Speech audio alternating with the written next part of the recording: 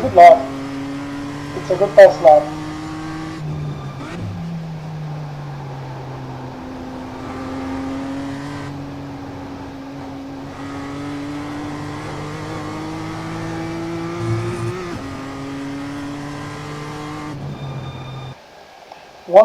Okay, so he cut it down a lot. It was like 101.7, and with this new changes, he's down to 101.2. Let's see here.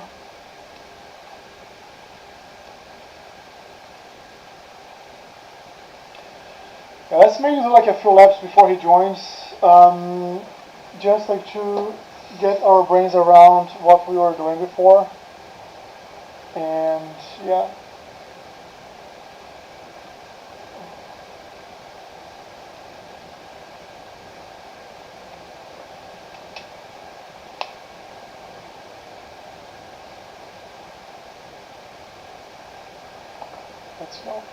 Let's roll off the tires on its like.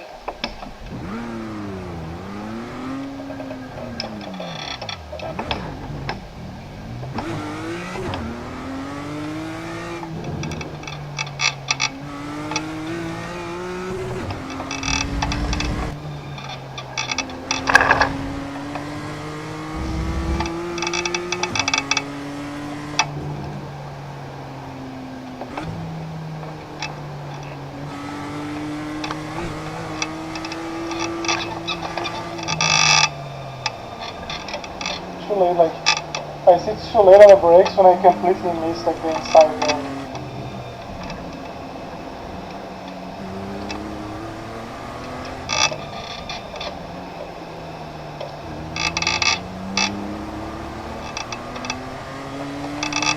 Let's try. We have 10 minutes to the last time I tried the laps here.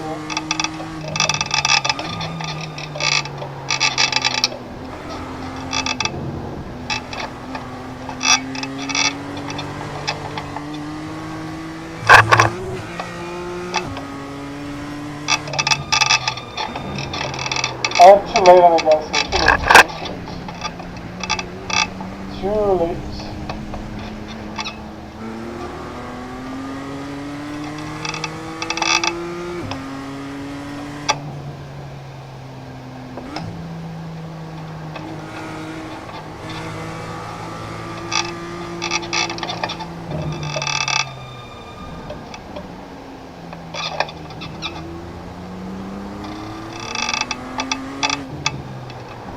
And I feel like it's too late as well. Like, gotta go earlier there. That's good timing.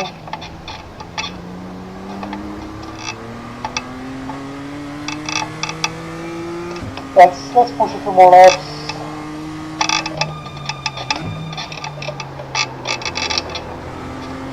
Maybe I have to hold, like, I have to try to hold the pressure for longer.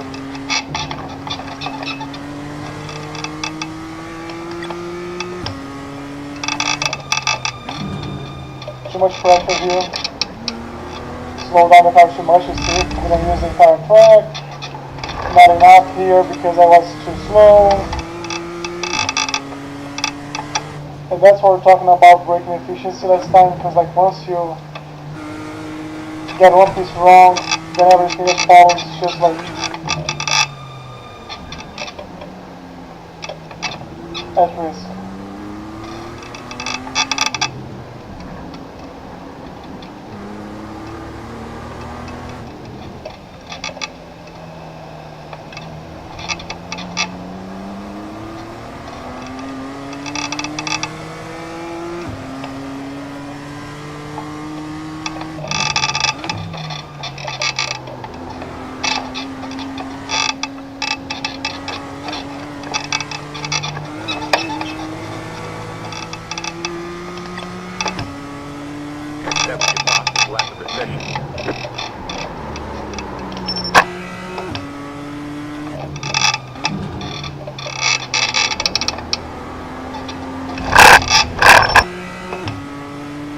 Right here.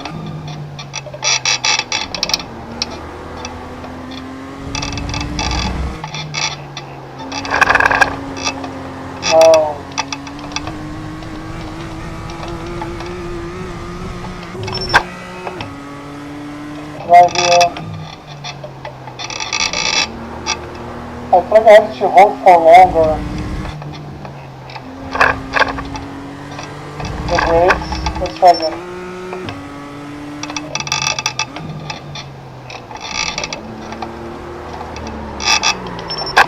Let's try just to hold for longer. It has a turning release, so hold for longer. No, it's too late.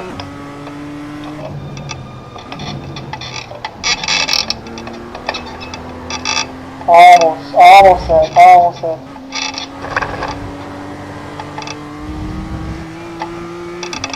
No bueno, but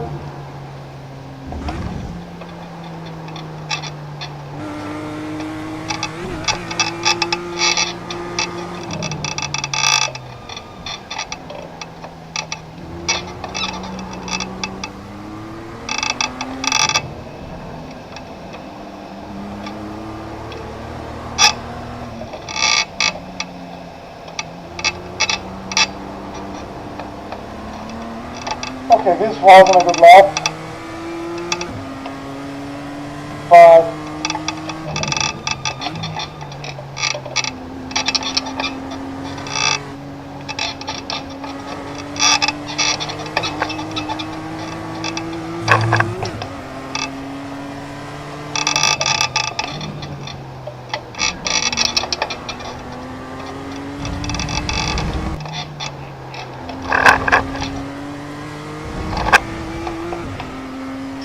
not enough track, which is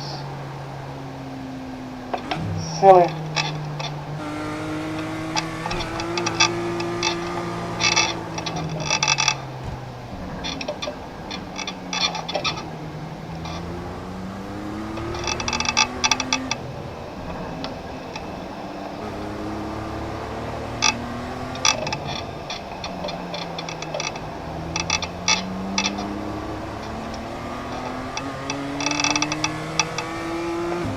This is going to be the fastest lap, but we've fallen off track, so...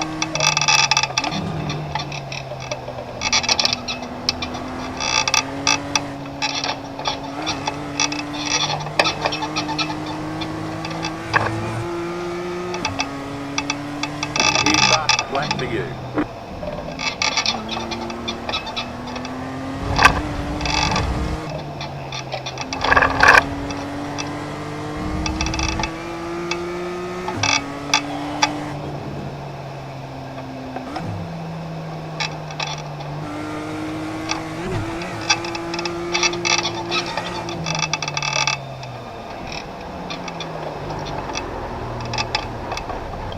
Okay.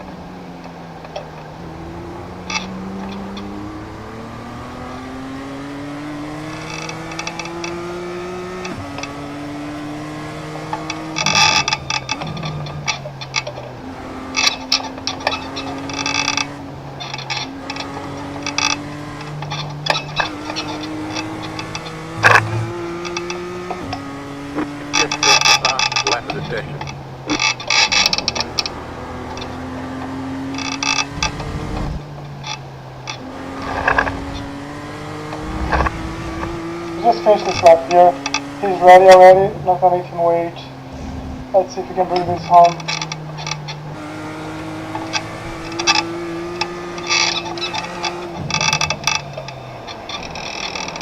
No, we can't. Alright, let's go there and get started. Good news, I think we slightly improved our all-time best, right? We did, okay. And our optimal is like on 101.7, which is very close to his lap. He's like 101.2, I think. So we're getting better. At least we're not getting worse. Ready. Let me close this. Let me close iRacing.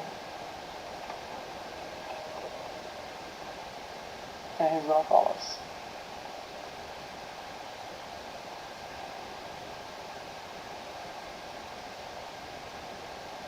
Hello, sir. Hey Al, how are you, brother? How are you doing? Good, man. How are you? I'm good, I'm good, I'm good. I'm excited, That's I'm excited. No, it's been good so far, man. Been keeping tabs, been watching your stuff. It's been a pleasure so far. I think we're definitely chipping away, and I think that's good. I think as I said right at the very beginning, I think it's it's about sort of restructuring, I guess, how everything kind of looks when you're driving the car, and I think trying to almost look at it from a bit of a different angle, I think, is really the big thing. And I guess, like I mentioned as well, you usually got to find that sometimes you do take a step back before you do move forward, and I think for a lot of drivers that can definitely be a hard thing to fathom, because I think it's it's definitely a case of, yeah, when you get a coach, I think you usually think that you just go forward, forward, forward, forward. But I think like anything, anything in life, you always, if you want something to be the best, you have to kind of, take a step back, look at it from a different perspective, look at it from a different angle, and be able to, I suppose, yeah, change, apply, and try to improve all that sort of stuff step by step, which I think is definitely sort of happening. It's just about, yeah, doing refinement and just making sure that all of those little things we discussed are happening every week. But once that feels like it gets to a certain extent, then I suppose it's just about really trying to, I guess, yeah, just trying to maximize the race circuit. I think that's all it really comes down to, and I think especially at somewhere like Winton coming up for next week, I think because it is such a small circuit, I think every little bit of input that you put in, every little bit of structure that you apply is gonna make a difference in one way or another. So I think it's, yeah, very much that case. But how have you found everything on your end anyway? How are you feeling in the car? How are you feeling with all the things being applied? What's your thoughts? Yeah, so first, like, I agree with you. It's like the coaching process for me is like being open to Yeah, learning that some of the things that I do that make me fast, they kept very yeah, fast as well. So like, yeah, I'm not gonna improve if I don't deconstruct some of the bad habits and start yeah, building better habits, right? I'm yeah, optimized for bad, so like we have to optimize for good. for Um, sure. so right there with you. I feel like in the first week we talked a lot about not like using the ABS Yeah, and trying to trigger as little as possible, and that made me start being like more intentional about yeah, braking itself. So just yeah, like thinking like that, it's more to think during the race, during like practice, but at the same time, it's funny how like I feel more on control, like controlling the car, and I control the car better. Even though sometimes I yeah, don't know what to do with the control that I have, I feel like I have yeah, more control. So like that was yeah, good week one, and then I'm still like paying attention to those things, which like yeah, the kind of the incremental improvement over time that we sure. just need time. And last Yeah, week we're talking about braking efficiency, right?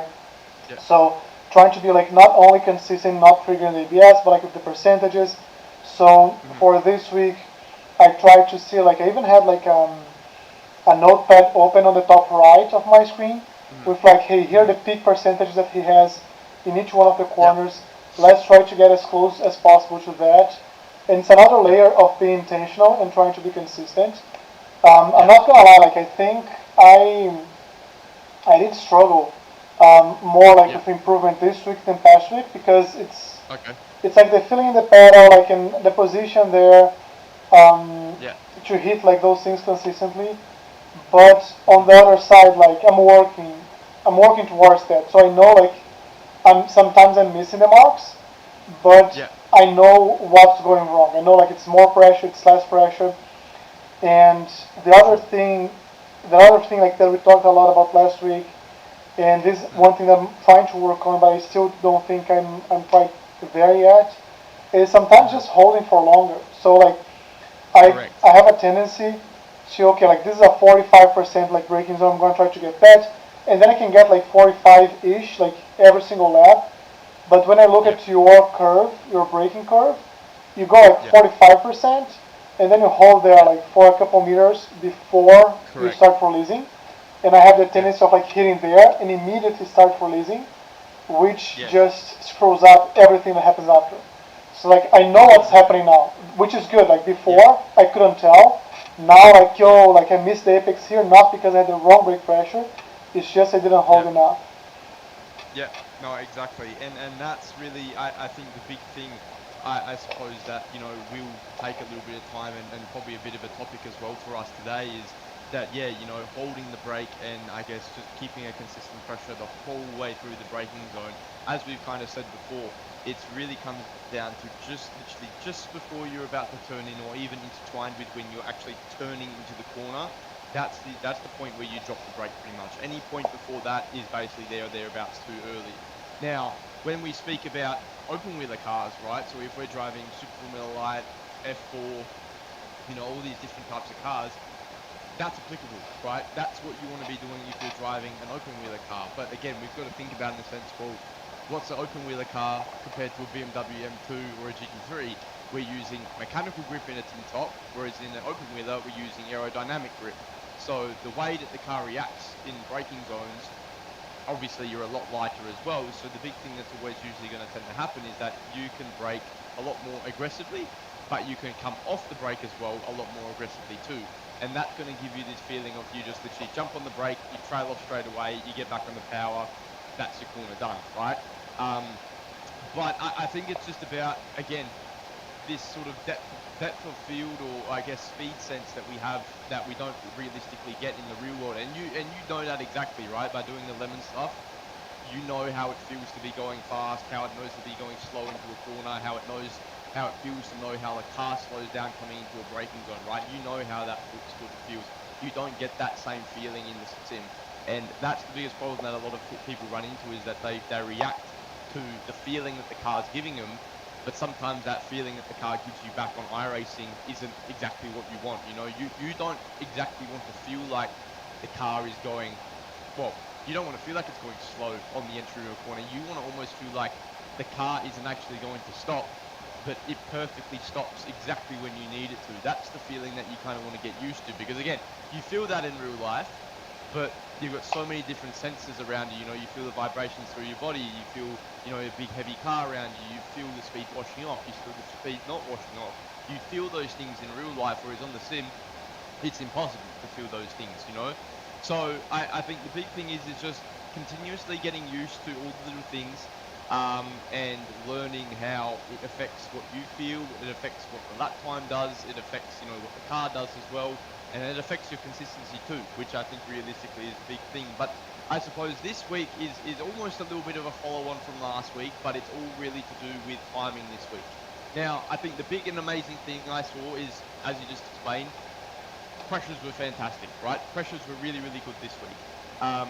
You really took a nice step forward in the sense of how hard you were braking. You were pretty much getting to there or thereabouts. But, I mean, you could see pretty much there straight away by looking at it.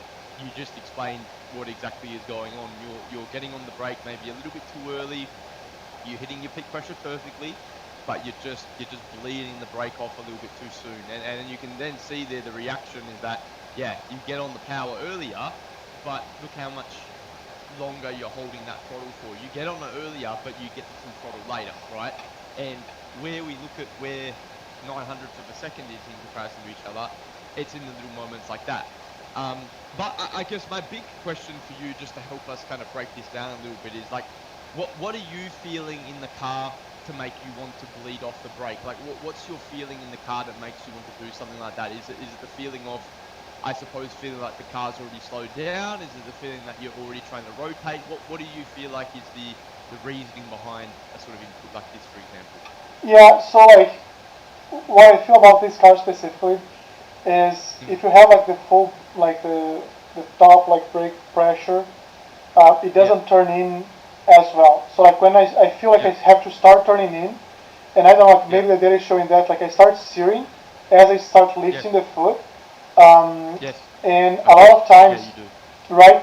And like releasing the brake or like lowering the brake pressure is what gives me the rotation to get into the turn.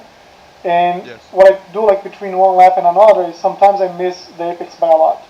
So it's kind of natural for the next lap that I just try to release the brakes a bit earlier to Okay. see if I can get in. What happens sometimes is I I slow down too much, or like I go on the brakes a little bit earlier so I can try to hold the brake pressure for the same amount of time. And then when I Yeah. start releasing, I turn in. But then Okay. sometimes that slows me down too much because now, like compared to you, I was on the peak pressure for longer, or like was braking earlier, and I start releasing. I Yeah. got a good rotation, but now like I'm slower, and Yeah. I have to go on the gas early, Okay. or like all those things. Okay. Yeah. Interesting. So, do you feel like there's ever a case at the time when you do drop the brake like that? Do you ever usually feel like that can make you understeer past the apex? Like, is that something that definitely happens to you in some cases? If I release too fast, Yeah. If you release too fast. Yeah. yeah, happens. It does Yeah. happen. Yeah. Yeah. Okay. Yeah. So, I guess the biggest thing with it is just like it does. In all honesty, I mean, in comparison to each other, it's not actually a big chunk of time. I think it's just more so the case of like how it will affect your consistency over a run. I think that's the biggest thing that we got to always continue to look at in this sort of sense and say, okay, well, in the way that you do it, in the way that comparison and I do, who's going to be more consistent with it? Who's going to feel like they can hit that point every single time? And I guess that's the big reason behind why we try to sort of break and hold is because it just allows us to be a lot more consistent with our inputs and be a lot sort of a lot more, yeah, a lot more sort of just straight to the point. You can get back on the power and kind of off you go. So I feel like things like this, while, I guess positioning and timing and braking markers are all very important, I think it's just about the continuous kind of consistency with trying to do this over and over and over again. I think the biggest thing is like, coming into a corner like this, your braking marker, I mean, there or thereabouts realistically is near the 50 board, I say, probably about 60 meters or so. But I think the interesting thing that you can kind of always see is that, yeah, I hit my peak pressure, I'm holding, holding, holding, holding. And when I make that big, big aggressive turn into the corner, I get back on the power. Now, this is an interesting one because it's kind of like, in the past, I think when we talked about this briefly last week, I mentioned that you obviously want to drop the brake as you turn in, right? But the big thing is that this corner, you're turning in very early. But you kind of have almost two phases of turning into a corner like this. You have your sort of initial phase where you're just kind of directing the car to the point, and then you actually have your main aggressive turn in where it makes the kind of big rotation mark throughout the corner. So what you're probably feeling potentially in a way is, you turning in initially right here, and you probably think, okay, well, I'm turning in here. This is where I drop the brake. But the truth is that this isn't actually your kind of turning point. This is just kind of your directory point, almost in a sense. This is where you're guiding the car to go to the sort of spot, but this isn't actually where you're making your main turn in. So you're kind of maybe dropping the brake around here. You're kind of guiding the car into the apex, but the true sort of spot where you drop the brake is when you make this really big aggressive turn in right here, and then you kind of make the transition from brake to sort of throttle. So I guess thinking about it again in your eyes, is that maybe something that went on for you? You probably were maybe dropping the brake on that initial directory turn in, and then sort of, yeah, you weren't really considering that second half of it potentially. Yeah, like I'll have to take a look back at what I was doing, because like one thing that we're Mm. saying here, you kind of like, you have like a kink in the car to the right side, almost to Yeah, point towards like the apex, and then as we were saying, like yeah, once you get there, that's when you drop like a trail brake and you turn in. One of the yes, things that I might have been doing is like I was braking maybe more in a straight line, so I'm seeing like yes, the apex getting further and further away. So I have like to release the brakes earlier, so I can correct. try to get the extra rotation because I'm getting further and further away. Yes, yes, no, 100%. So I think honestly, it's just about, like I said, keeping that idea in mind, and I think we've taken a really good step forward this week in terms of peak pressure wise. I mean, across the lap, it's pretty good in comparison to myself. I mean, here, in all honesty, we are within, yeah, we're basically within 1%, 1.5% there or thereabouts. So we are pretty much near abouts identical here, which is absolutely amazing. Um, But I think it's just more so one of those things that we've got to say, okay, well, how can we just make sure that we're maximizing this every single time, right? And that's the biggest thing. So, yeah, try and maybe, in all honesty, like you could say, okay, try and brake maybe a little bit later, but for here, it's not really going to make too much of a difference. If you brake earlier and do things in the correct way, you're going to pretty quickly going to feel that, like, okay, if I brake too early and do this, this is the result I get. Is it the result that I want? If the answer is yes, you continue. Most likely the answer is going to maybe be no. You kind of say, okay, well, maybe I just need to go in a little bit deeper so that I can carry the speed in a little bit more, get the car rotated in the right spot, and then get back on the power. Because again, it all relates back to like we talked about with Charlotte last time. You know, I think remember how we sort of discussed, okay, as you get back on the power, if you feel like you've got a power and hold, right, instead of power and go, it means you've kind of done something wrong in the braking zone, which is kind of what goes on here. You have to Yeah. power on and hold, because we're understeering, right? So, yeah, I think a really nice step forward in a corner like this in comparison to, you know, the previous weeks. I think you're definitely getting the main core basic fundamentals exactly correct, and that's super critical. I think it's just, you know, really sort of remembering those little sort of topics that we're sort of discussing and just remembering saying, okay, well, you know, I need to do it in this way where I need to sort of hold my brakes, but what's something that I can look for, I guess, in the post area of the corner, you know, as I'm getting back on the power, what can I look for that's going to help me to sort of decipher if this is happening? And the answer is, if you feel like you have to hold on the throttle for a really long time out of a corner like this, and you can't just get from, you know, 0 to 100% quite smoothly, you've done something wrong. I mean, you know, the big thing is too is that I don't exactly get to 100% super smoothly here, but you can see that my progression to 100% is always consistently upwards. You know, I get to about here, but I'm still upwards, and then I'm 100. I don't sort of stagnant, right? If you're stagnant, it means you're probably understeering. That's all it really is. So, does that all make sense in one way or another there, Alan? Yeah, Pretty yeah. understandable? It does. It does. Like, and I'm looking here at the line, like the racing line, and I think it's Yeah. what I was telling you that I'm breaking more a straight line, and Yeah. that's what's pulling me away from the apex, and then like that's why I probably like releasing the brakes Yes. a bit earlier.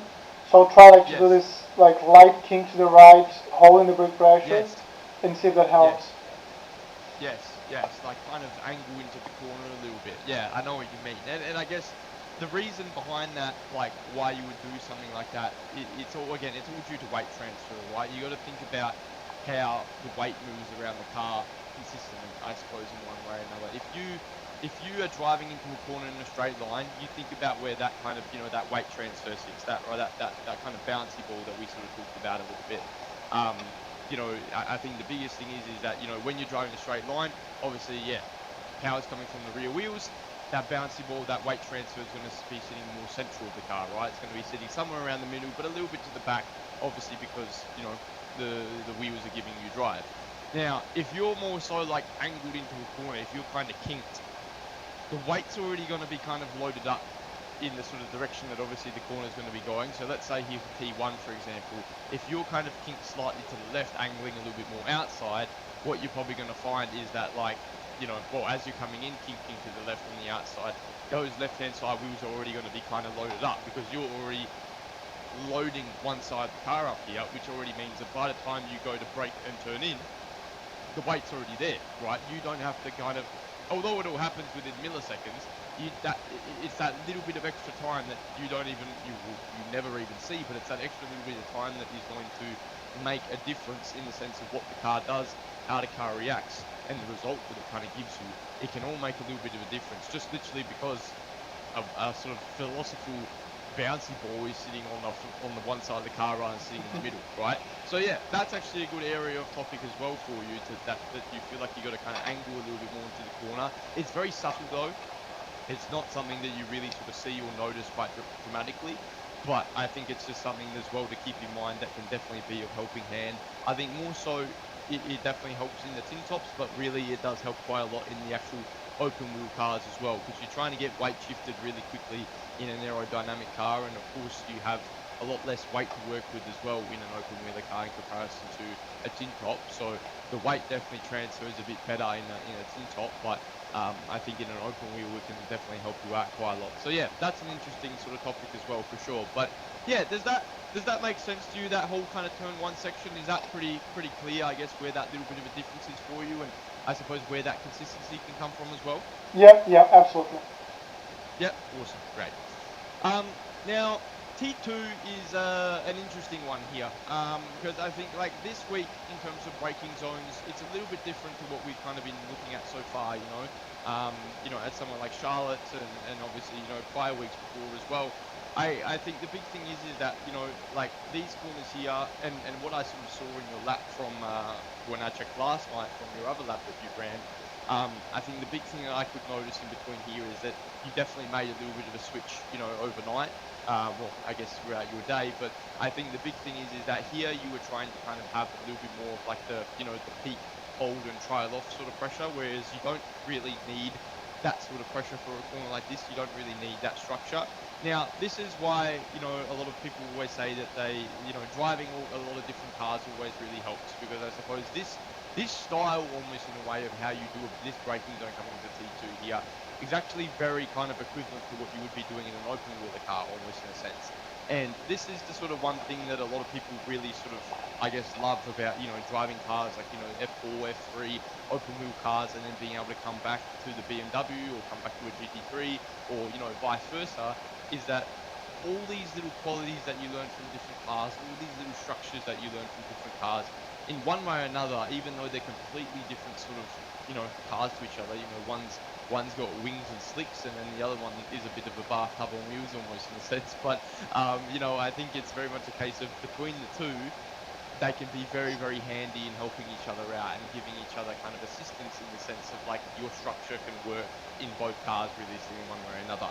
So the way that I'm actually going and applying this corner in a sense would be a very similar braking trace that I would do consistently in an open wheeler car. But it's very much a case of, because we think about the type of corner we're dealing with here, it's very fast paced, it's very sort of, it's definitely a medium speed corner for sure, but you're not really trying to wash off momentum here, and that's the biggest thing. And that's an equivalent sort of topic to that of an open wheeler car is. And in an open wheeler car, you don't necessarily feel like you're ever really washing off the speed, because in an open wheeler car, the more speed that you have, the more the downforce almost gets used, right? The more that the wings obviously activate, and the more grip that you kind of get. This is kind of a similar corner with this in this car, but it's also just a case of, it's not exactly a fact that the wings activate as aggressively. They definitely do, but it's very much a thing of like, we're just trying to carry this sort of momentum through here. So I saw that up until this point, I think you were having a more like a break and a long hold and then a trail off, but it definitely seems like you refined that a little bit. But was that something that you kind of felt like you didn't really feel like you could break through as hard and as long as you kind of put in for other corners, for example? Did you feel like you had to be a lot more kind of minute with your inputs into this corner, or how did you feel with that in a sense? Yeah, this is like a very interesting corner because when I saw your video, you carry a lot of speed. Like you go all the way almost to the outside of the track, and you bring it back. And I wasn't able to carry as much speed with the same type of like brake pressure. So I think like on this one, I have tried a lot of different things, and the way I see this one is the brake pressure here helps. Like the brake here is mostly to give the car some rotation, so you can like point in the right direction and get back on the gas and just like carry as much speed as possible. So this is like how I was seeing this, but I was like a lot of times I was coming on the following straight, not being pulled out to the outside. So like that's how I realized, or like this is telling me that I'm not carrying enough speed.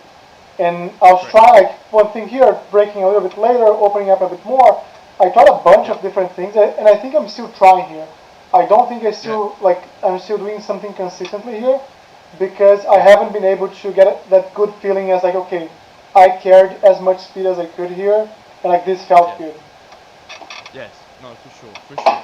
So yeah, I think this is that kind of chance, or this is a sort of week here at Winton where we can definitely, yeah, like I said, open up that little bit of an opposite side of the sort of trace. That again, like I said, if obviously driving open wheelers on iRacing or even in the real world eventually at some point becomes a reality for you. I think the big thing is that little traces like this, or just little kind of introduction to a trace like this, is going to be really, really sort of helpful. I mean, if I have a look and I show you how my sort of feet work in moments like this, for example, so if I show you my sort of my pedal program here, like obviously our normal sort of braking is we're coming in, we're squeezing, holding, trailing off and getting back on the power, right? Whereas when we're going into this corner, for example, and the way that I do it in an open wheeler car would be that I'm kind of getting on the brake and trailing off and getting back on the power, right? So it's very much like a peak and a trail off, exactly the same way that I do it in an open wheeler car, of course maybe a little bit harder, but yeah, this is actually an introduction to almost like mixing the two structures, mixing the two techniques into the same sort of lap, and you'll find that, yeah, it goes both ways. It happens both in GTs, but it also happens both in the open wheeler cars. An open wheeler car isn't always like this in a trail off. Sometimes you'll find open wheel cars in some corners can be a brake, a hold, a trail off, exactly like it is in the BMW. So I think it's just a bit of a kind of mindset sort of switch of just saying like, okay, like we are driving a tin car here, but depending on the type of corners we're dealing with, sometimes we can definitely have a very kind of aggressive, almost open wheels type of trace, and that's what's going to allow us to maximize the corner to its full potential. And that's realistically the biggest thing. Because yeah, like you said, you did never really feel like the trace that we normally do would work here, right? You probably tried it in different ways, obviously braking earlier, braking softer, braking harder, braking later. You tried it in different forms, but no matter what you did, it just didn't really work. And it's just because it probably will never really work in a corner like this because of the type of corner it is, almost in a sense. So I think, yeah, this is where we can sort of open up a new skill set for you, which is going to be really exciting. And I guess it almost opens up your kind of adaptation to tracks as a sort of area of focus as well, in a way that I guess you'll be able to start analysing corners a little bit more and say, okay, Alan, what corner does this maybe braking style need? Like, do I need to brake hard and long? Do I need to brake hard and then drop off? Do I need to brake soft and long, soft and drop off? You can start to feel like what those sort of points are, and I think that's going to be super exciting. So, yeah, just think about in a sense of like, whenever you get the peak, like almost completely opposite of what we've sort of been doing in every other corner on this in a sense. But once you basically get to your peak into this corner, you basically drop off the brake pretty much straight away. You start your trail off phase as soon as you basically hit your peak pressure, pretty much sort of instantly. So yeah, it's basically, like I said, an open wheel trace, but again, it's a really cool skill set to add to your kind of toolbox almost in a sense, because you never know down the track when it can help you out, and you never know what corners it might also be useful at as well, which will be great for you to have kind of in your back pocket whenever you kind of need. So does that all make sense to you? Is that kind of clear? Just that different approach, and I guess that new sort of area we'll need to kind of build and learn for a corner like this, for example. Yeah, I think like we are kind of creating like a menu of different things to try and to think, right? So, and I'm just trying like to adapt everything in my mind. So the very first thing I learned is like control the brake pressure, like don't just hit as hard as you can. Yep. And that was like the whole ABS thing. And now like okay, Yep. hold for longer, and that's kind of true. It's like the second gear, like that's true for 99% of the times or 95% of the times, but Yep. it's still like something that you might have to use in some very specific cases. And like what we're Yep. saying now, like more often than not, I'm gonna be holding the pressure and then like releasing. But in some Yep. instances, like when I feel like that's not working, then Yep. a good thing to try is like maybe don't hold for as long. Maybe just like go to the peak pressure and release and see what that yields you, and that might be the answer. So a question that I have for you Yep. here, as I'm looking at Yeah. our brake like curves, right? And I'm Yeah. trying to think what I'm thinking when I'm doing this thing. So Mhm. I see like you're braking slightly more aggressive than I am, right? Like Yeah. my curve's like a bit smoother, and then Mhm. you release it. Yeah. Is this something I should be like also focusing on, or not yet? Like forget about these, just try to get like the curve shapes right. Then we adjust later, kind of the inclination of the curve. Yeah, it doesn't have to be perfect. I think it just has to be along the same philosophy. I think that's really the biggest thing. I mean, you know, if we, like I said, if we ever do open wheelers, then it's definitely something that we can definitely, you know, adjust and kind of, you know, rectify if there are kind of any issues. But again, because I've driven open wheels in the real world, I'm always coaching in the open wheel cars. You know, something like this is absolutely pinpoint perfect for me. If you want to match it up to the absolute best point as you can get, it would look exactly like mine. But yeah, it doesn't have to be absolutely to the point perfect. It's just, like I said, has to be along that sort of same philosophy. But you'll very quickly find that even when you just have that kind of same approach where you're just trying to, you know, peak and trial off, it's not that hard to actually make it look very similar, to be honest with you. No matter what you do, I think there's going to be probably a high chance that, you know, when you start doing it in this way, it'll match up, you know, pretty similarly almost in a sense. You know, if obviously you're braking to the right pressures, you're obviously braking to the right sort of point, you know, it's not braking too early, not braking too late. It all will kind of start to shape up in itself. But yeah, you can see that, yeah, the actual onto the brake pressure is maybe a little bit more aggressive than usually what we're kind of used to in comparison to obviously all the other corners that we're doing. You can still see that you're having a little bit more of like a slope up in the brake, whereas I'm a little bit more sort of aggressive. So like I said, it's kind of a completely different philosophy that we don't necessarily use in these cars consistently. It's that kind of 1% moment, or I guess that 1% kind of technique that, yeah, is kind of brought over from other skill sets in other cars, and you're just using it to make sure that you can maximize the corner in the kind of best way. And it's a very interesting sort of thing because, like I said, again, you know, when you start to learn little things like this is why I always say, like, if you learn one car almost in a sense and you get really good in one car, being able to go and drive other cars, even in cars that you've never actually driven before, like in a completely different kind of area, you know, driving from tin tops to open wheelers, you actually find that you actually very quickly pick up what you need to do in those cars because you've been open to that skill set already at some point in your career, right? And it's a really cool sort of thing to be able to sort of look forward into the future and you have the potential to be able to do. But it's very much a case of just, yeah, all these little things kind of can definitely, you know, file back into some sort of area into the future and down the path. So I think, yeah, just try and think about it of as like, call it almost like the open wheeler corner almost in a sense where you just have to kind of change that mindset, change that approach and kind of drive it with a little bit more of like just the you know, a peak up and a trail off almost you know, style. And if I, you know, I probably look maybe later in the lap, probably somewhere into those kind of back corners, maybe into 5 and 7 if I think about it now. Yeah, it's okay. So it's yeah, there are little sort of split moments where there are that kind of repetitive sort of input. You know, I think coming into that big back hairpin before you go down the back straight before the last chicane, you can see that we're both doing a very similar thing. You can see I peak up, you peak up, and you drop. So there's moments that you're probably not even really thinking about it, that you're actually doing it, which is really good to see because it shows that you already have a bit of understanding of how to do it. It's just you've got to know where and when to use it. You know, that's what it's all about. So clearly your mindset already has it in you. You know what you need to fuel and what you need to do. It's just about saying, okay, well, I need to kind of do that there as well, you know? So yeah, is that all quite clear for you there, Alan? Is that all pretty self-explanatory for you to understand that whole sort of area and that whole topic and how to adjust? Yeah. Yep. Awesome. Perfect.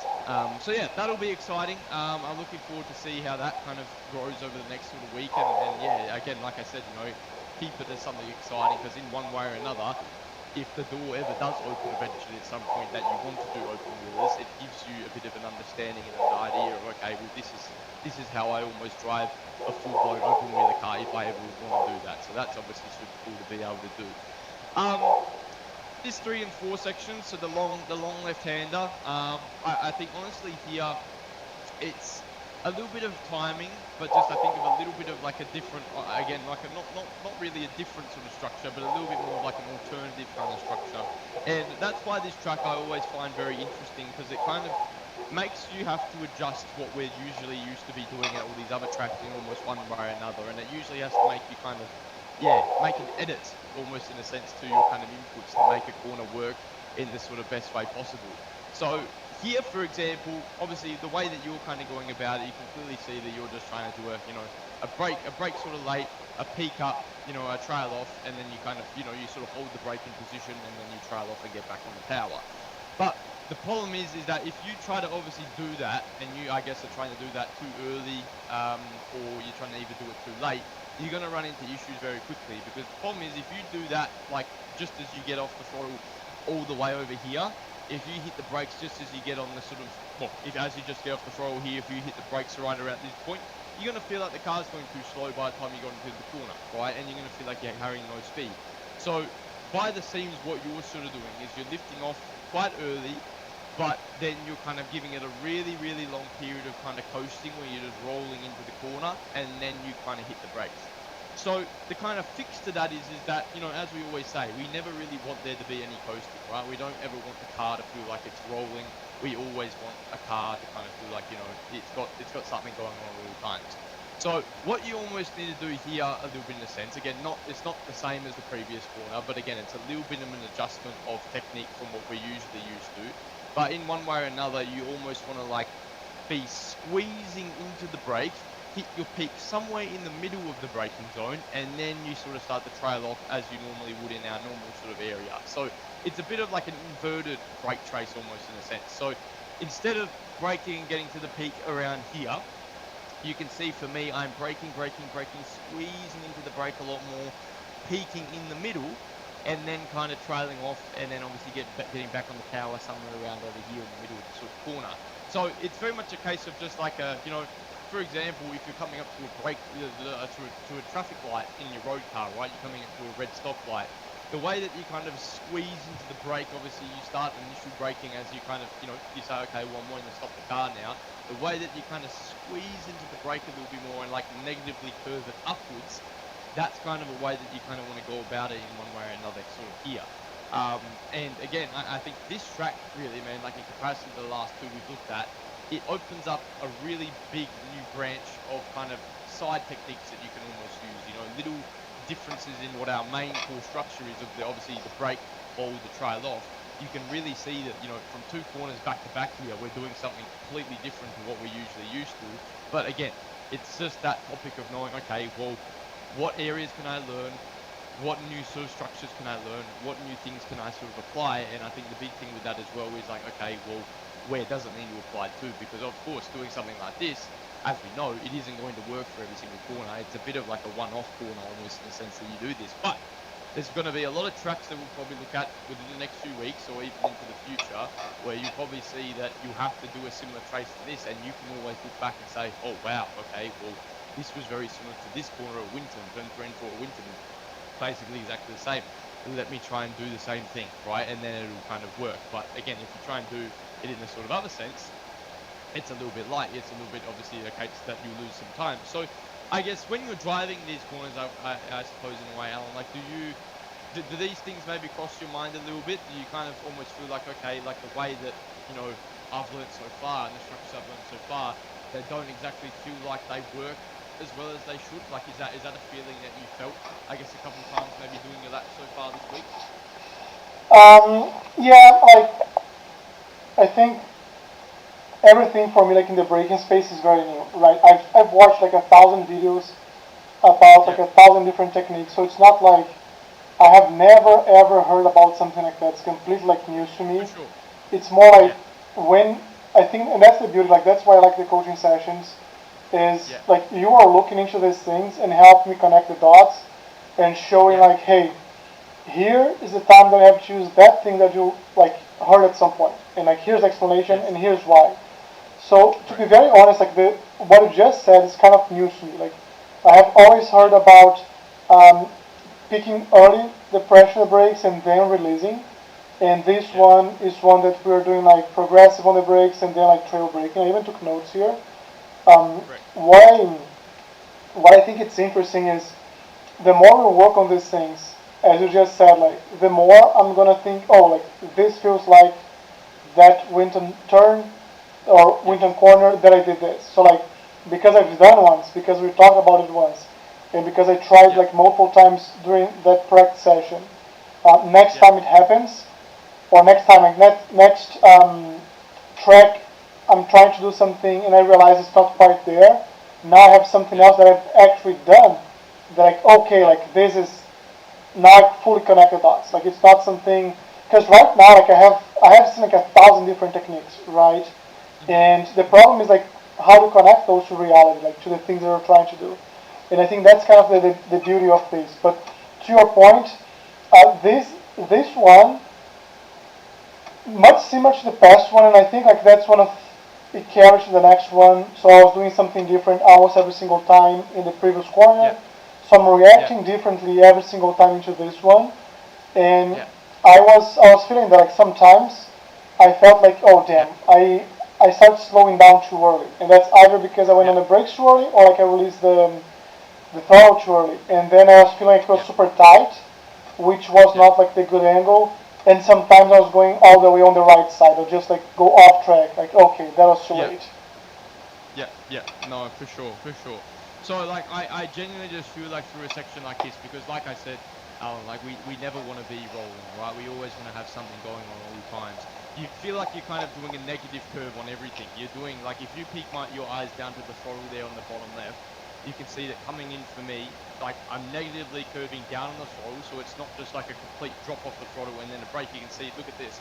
I come in, see how I kind of squeeze off the throttle and then I squeeze onto the brake. It's kind of like a squeeze off, a squeeze on, almost in a sense. And it's a really kind of strange sort of feeling that is almost, completely different to what we're normally used to in our normal kind of braking structure, where we just peak, hold, trail off.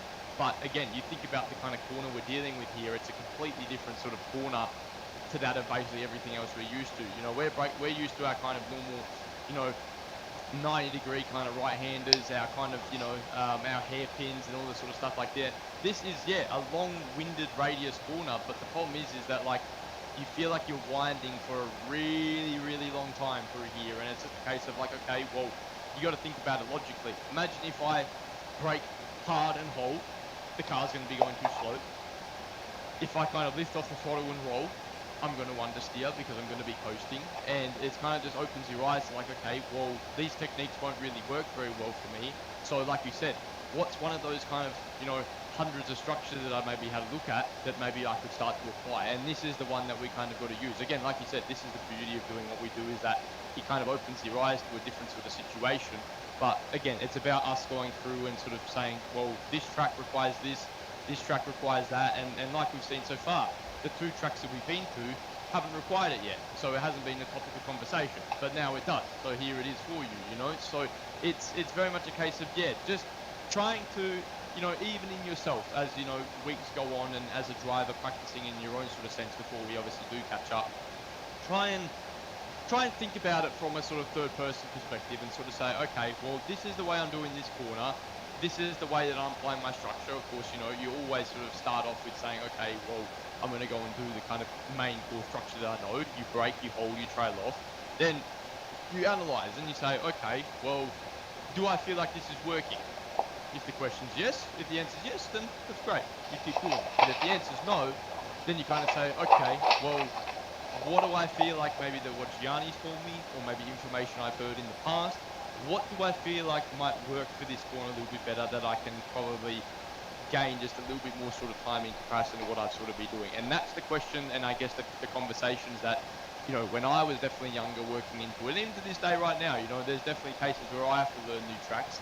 It's a case of I still cook for myself and still sort of have this discussion with myself, and it's a really sort of critical part of motorsport, and just in terms of learning race cars, that you need to be able to sort of apply, almost in a sense, to be the best, and that's the biggest thing. So look, those two corners back to back, they are definitely, pretty much two completely different styles to each other. One you feel like you would do in an open wheeler car, one you feel like you're just kind of doing because, you don't want to slow the car down too early, but you don't want to sort of feel like you're rolling it all too early as well. But it's also just a case of, you can just carry that perfect amount of speed into the corner and feel like it positions you absolutely nicely, and you feel like then you can get back on the power and kind of off you go, right? So very different approach.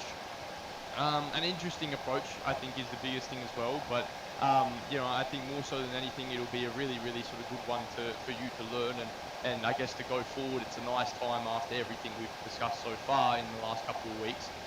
It'll be a nice kind of point for you to sort of take forward and say, okay, going into even next week's circuit, it'll be great to see, okay, well, where could this maybe be applied or into next week's track, right? And then just sort of think about it like that. So is that quite clear for you? Is that quite sort of knowledgeable for you to understand information like that, I suppose? Yeah, absolutely. Yep. Yep. No, absolutely perfect. So no, that's great. Awesome. So the next section, 5 to 7. So for you, this area is basically your biggest time loss in comparison to me.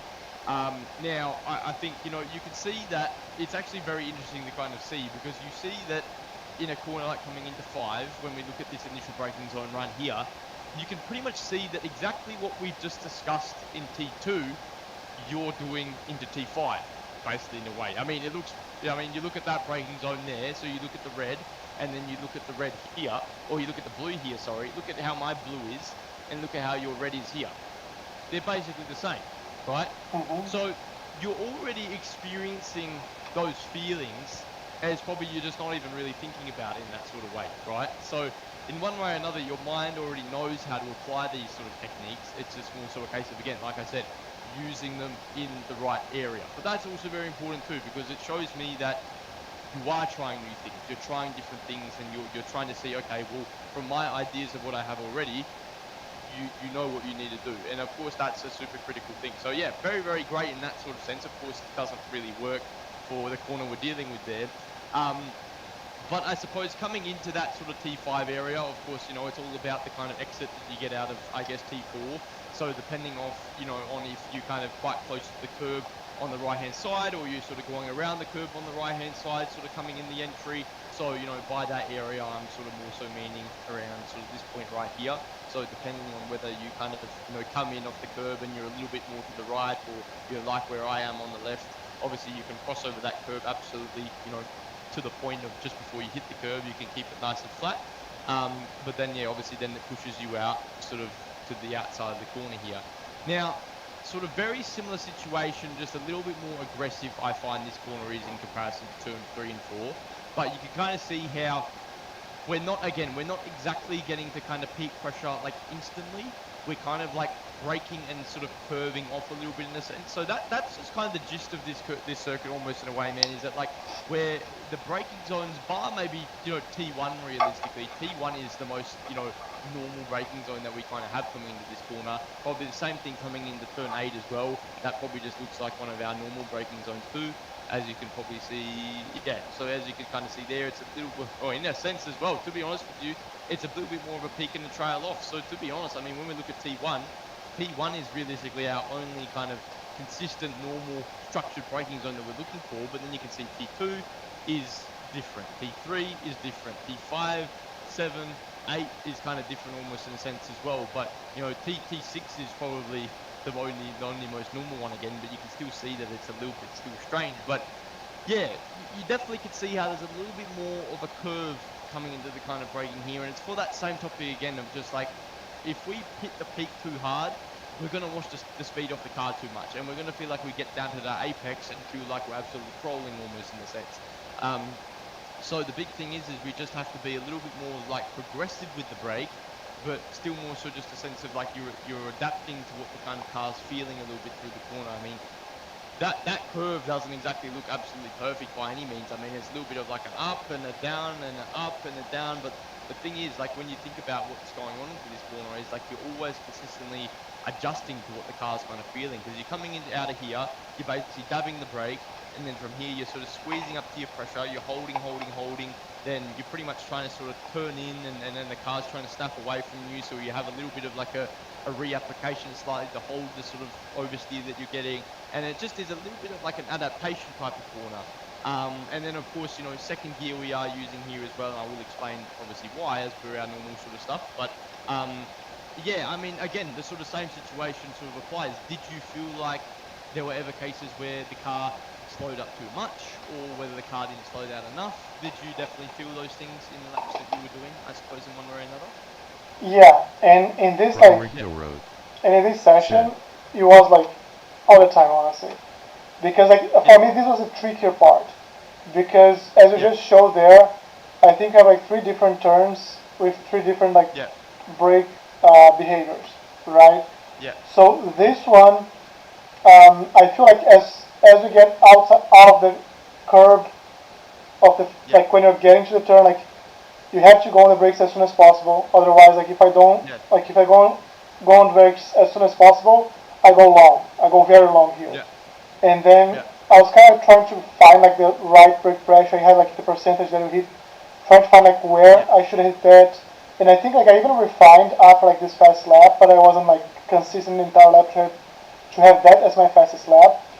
But Yeah. I got that, and then like as you, it's like kind of a late apex here, and then you get the Yes. next one, and then it's like Yes.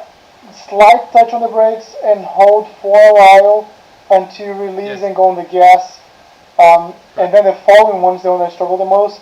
But Yeah. all that to say, like, if I went on the brakes, like a few feet away from the right point in the first Yeah. turn, everything else Yeah. just follows. It's just like, Yeah. just Yeah. follows. Domino effect. Yeah. Yeah. No, exactly. Exactly. So yeah, I think it's just very much like an eye opener here. I think this week, Alan, that like, you know, we up until this point we have learned that one structure, and you've started to do very well in terms of, you know, hitting your pressures and getting to where you need to go. I mean, when you look at it in comparison to T1 compared to myself, I mean, bar the drop off, realistically we're doing the exact same thing, right? So you've taken that with, you know, open arms, and you've really kind of, you know, knuckled down and understood that very well. I always find that, you know, whenever I've come to Winton with clients, this is definitely the one where you learn quite a lot. And I think there's a few tracks on the calendar that, you know, I think Navarra is one that comes to mind, the speed circuit in Navarra. This is one that comes to mind that kind of you use these techniques very, very, you know, very, very consistently in comparison to Winton.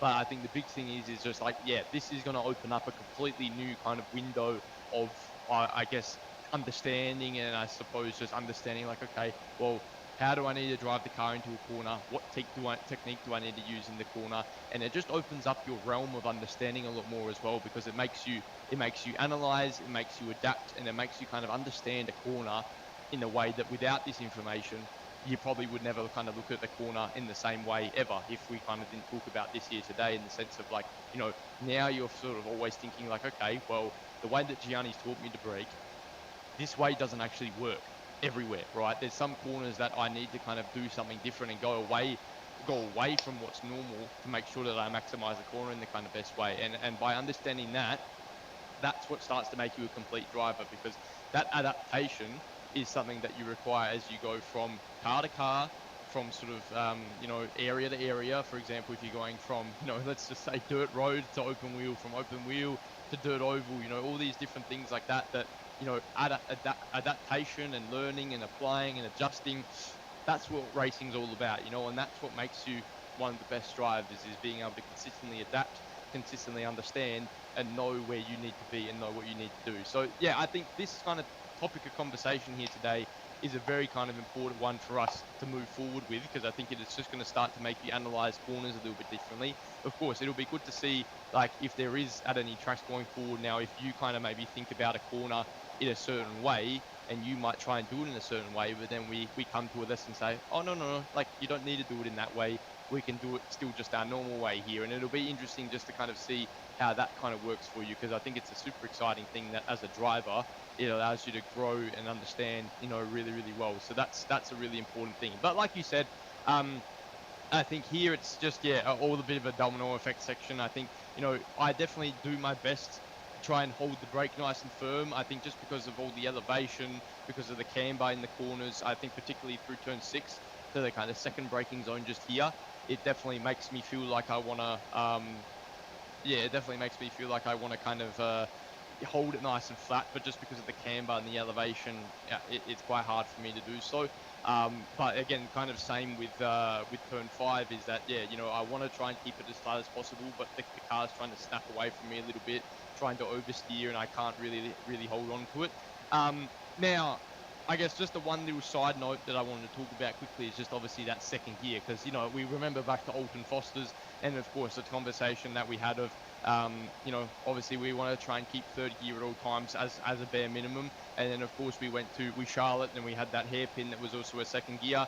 And now we also come here to Winton and P5 as a hairpin UR as well, using second gear too. Now, I think, just to extend off of that sort of initial topic that we talked about with second gear, because, yeah, very much we never really want to use it.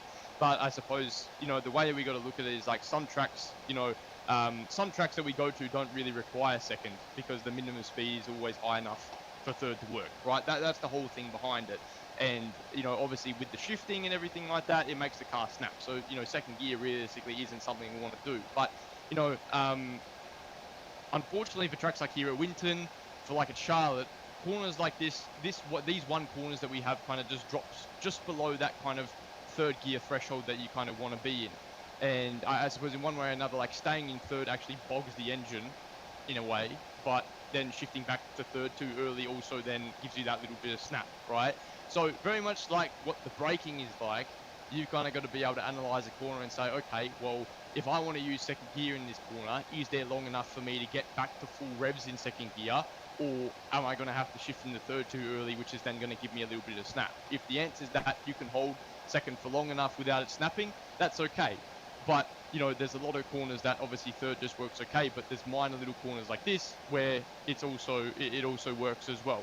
So, the solution, I guess, in one way or another in corners like this is just literally holding second through the rotation, and then literally once the car gets straight again, you can basically shift up to third. But the thing is that then you look at like turn 7 and you say, okay, well, do you think I can use the same idea and the same philosophy at somewhere like 2.7? But the answer there is no. There you actually want to keep it in third, because the problem is that the engine braking that you're kind of using by going down the second into turn 7, it actually just overslows the car too much. Whereas when we're coming into turn 5, we're already slowing down the car quite a lot, so it doesn't really affect it. Same as with Charlotte, right? Coming into that hairpin, we're already slowing the car down quite a lot, so it doesn't affect it. But into somewhere like 7, we're already coming in somewhere very slowly. We're not really picking up a lot of speed. So by shifting down the second gear and trying to power out, you actually lose a lot more speed. So it doesn't really make sense to do so. And it's something I tried. I definitely gave it a go because I was intrigued. I knew that it wouldn't be second, but I just wanted to see what the difference was. And yeah, I lost all of the speed in the mid corner. I gained a little bit out of the corner, but it wasn't the same. Third gear allowed me to have a better minimum speed through the apex, and then allowed me to get a better exit as well. So does that all make sense to you, just I guess as a follow-on of that second gear philosophy, just to make you maybe understand it a little bit better? Because I don't think we really discussed it last week. Obviously we were focusing on more the braking side of things, but just to revert back to obviously last week at Charlotte and this week at Winton, does that philosophy of the second gear kind of make sense a little bit in a way? It does. Like it's interesting you say that, because one of the things I was doing was trying like because before I watched your lab. Still there, Alan? Yeah. The microphone. Oh The yeah. microphone died. Can you hear me? Can you hear me? Can you hear me? Oh, there we go. Got you. Yeah. Okay. No, I good. probably mute Okay, myself perfect. somewhere. I don't know where. No, that's all right. No worries. Okay. But yeah, is that all understandable for you there? Yeah. What I was saying is, it's funny you say that, because when I was back or trying this, I usually try myself first before watching the video, because then I see like where I'm struggling, how it feels, and I connect the dots faster after I see like how I do differently. I did try like this turns here in both in third and second, and like I didn't kind of thought the way you were talking about of like, hey, how long can you hold in second gear before you go to third? But it's kind of like a feeling. So I tried whenever I go to second, and I like very shortly after I'm going to third, it gets uncomfortable. And sometimes not even the snapping, it's just like one more thing to think about. And I don't want to think about that, because I'm like going on the gas, on the brake, gas, brake, super close to each other, and like changing gears, like switching gears. It's just one other thing. And this one, like this last leg of the turn, I tried both in second and third.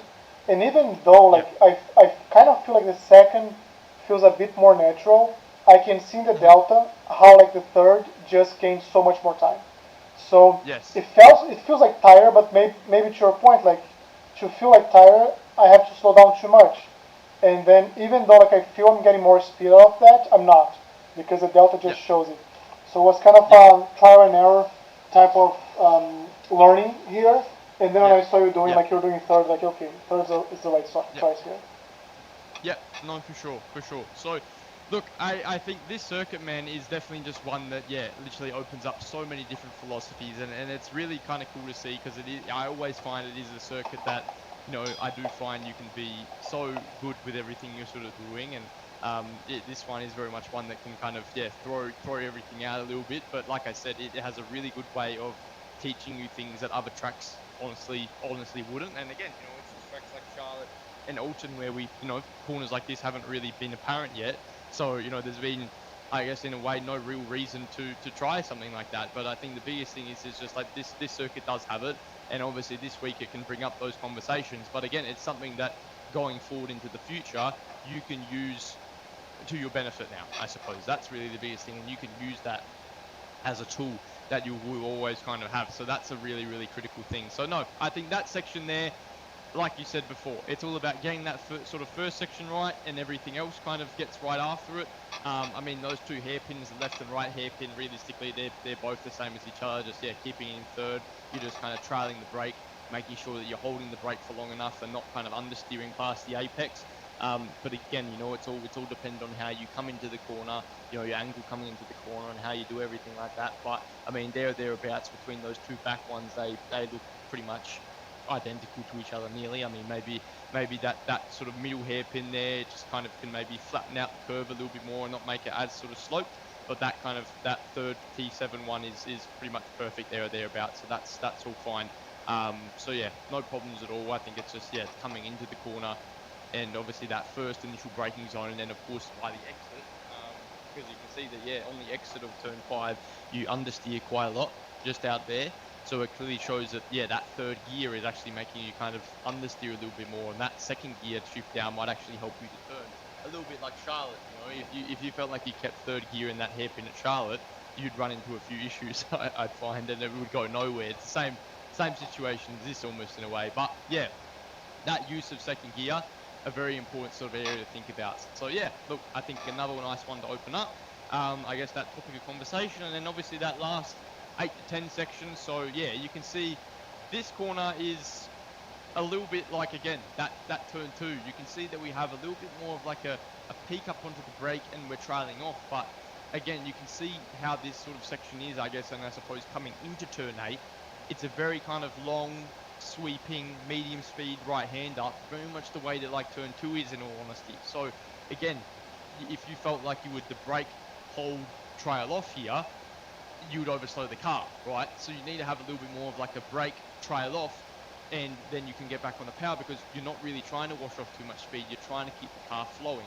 So it's a very interesting track, this one. Realistically, the entire circuit, we've only used our main structure once, pretty much, honestly. Like, we've only used it coming into T1, 2, 3 and 4, 5 to 7, and then 8 to 10. Realistically, we're doing something, well, I guess into all the individual corners, we're doing something different every single time in one way or another. T2 and 8 are basically the same.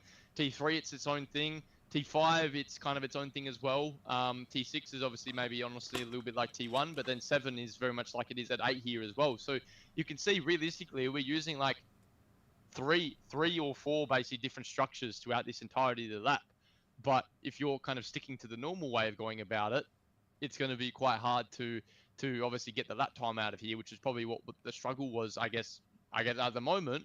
But probably when you first started lapping here as well, it probably felt hard for you to get the lap time out of it. So yeah, I mean, you can just see again here, this is the same thing, braking, peaking, trailing off, getting off the brake, and then getting back on the power. And that's kind of how you want to go about it, exactly the same way as we kind of did in turn 2, in all honesty. So you can see 2 there, look at that trace, and you look at that trace, you look at that trace, and you look at that trace. You're doing the same in both of them, and then I'm also doing the same in both of them as well. Of course, just a little bit more pressure, but the way that we're both going about it is absolutely identical. So again, it just brings up that whole area of philosophy that we need to try and approach it in a bit of a different way, and that's the sort of biggest thing. So yeah, and then that's your lap basically there, Alan. So just over a second in between us. I saw that, yeah, you also matched up on the conditions. So yeah, I mean the conditions were quite different, but again, it's interesting because I've seen the best times of the week potentially so far, and again, this is the forecasted weather that I loaded into when I went to do another practice session, and it's kind of completely different, right? So it's, yeah, it's very interesting how the conditions work on iRacing. Again, will it ever be perfect? Probably not. But you just got to try and sort of, keep that in mind as well, that, yeah, the conditions can make a really sort of big difference. But to see that we're both very similar is amazing. And we're starting to sort of make that sort of progress forward. So, look, how do you feel about everything, Alan? What's your thoughts after today? Do you feel like, yeah, it's opened up a bit of a new window for you, I suppose, in terms of learning? Does that definitely helped you out a bit? Yeah, it did. Can you hear Yep. me? You can hear me, right? Yeah, got Okay. you. Yep. Yeah, like so I think, and as you were explaining like the different types of shapes, I was like taking notes here, like Yep. the braking structures we've discussed so far. So I think Sure. like one of the things that I can do like moving forward is because I had one in my mind, which was the one that we're doing like a brake, hold, and trail. So Yep. doing anything different from that felt like wrong. Now like we Yes. have these other two, so I know like I can try them as I go like into Yep. this track, like other tracks as well. And this is kind of Yep. good because like we're creating like Yep. new alternatives, and I don't feel like if I don't do this, I'm doing something wrong. I just like okay, Yes. like this is something that feels like that corner, so I might as well Yes. try the same thing. So I think that's kind of the Yes. biggest lesson from today. Yes, no, 100%. And yeah, you're right. I mean, from what we started with the first week, I think you definitely probably, sat there and felt like, oh, okay, like I need to do this one, I need to do this one technique and this one technique only. But yeah, like you said, it is very much a case of, yeah, you shouldn't feel worried to almost use an alternative. And then I guess that's probably what went on a little bit this week, is that there were probably corners where maybe you felt something, but you probably just kind of felt like, oh, okay, I need to stick to this same thing, consistently, because if I don't, then it's not going to be correct, right? So again, I think just in terms of not only this car, but in whatever you do, and even when you do the lemon stuff in real life, it's the same sort of thing. If there's particular corners that need different things, you can apply it. You just need to be able to make sure that, like, this main structure, our brake, hold, trail off, stays the same, right? That's our main sort of loophole. That's exactly where we kind of want to go if we're trying to base a corner off generally, right? That's the main structure we always use. But if you kind of want to feel like you need a different approach, or the corner's a bit more unique, or there's like, different qualities to a corner, you have something that you're able to kind of use to help you out in that sort of sense. So that's what the big sort of area of topic is today. And I think, of course, just a little bit of refinement on all those little things, like, um, holding the brake for longer, obviously using different gears, understanding the gears a little bit better as well. All those little things I think are really useful. And yeah, I think it'll be great to kind of see how you grow throughout the week. And I think, yeah, you'll definitely start to feel like you got a little bit more feeling over the corners and over the track as well, which I think will be great. So yeah, look, any questions from your end, Alan, or is that all pretty good there for today?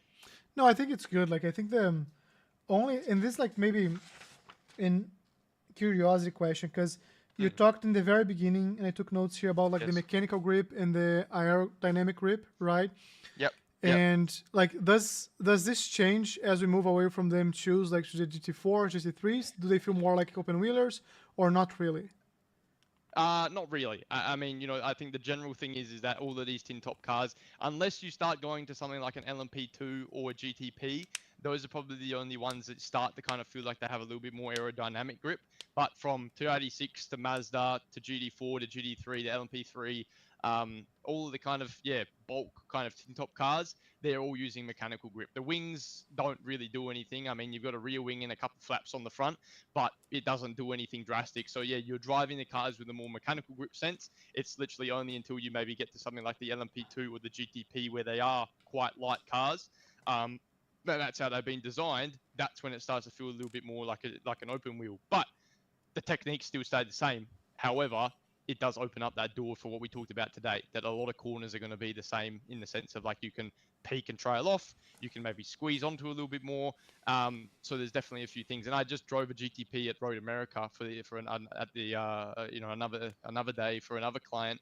And I felt that, like some corners you have to squeeze into it like we did here at Winton, the 3 and 4. You feel like you have to peak and drop off like we did, into T2. But then as well, brake, hold, trail off, exactly like we did in this car. So the same things apply to literally any car across the board.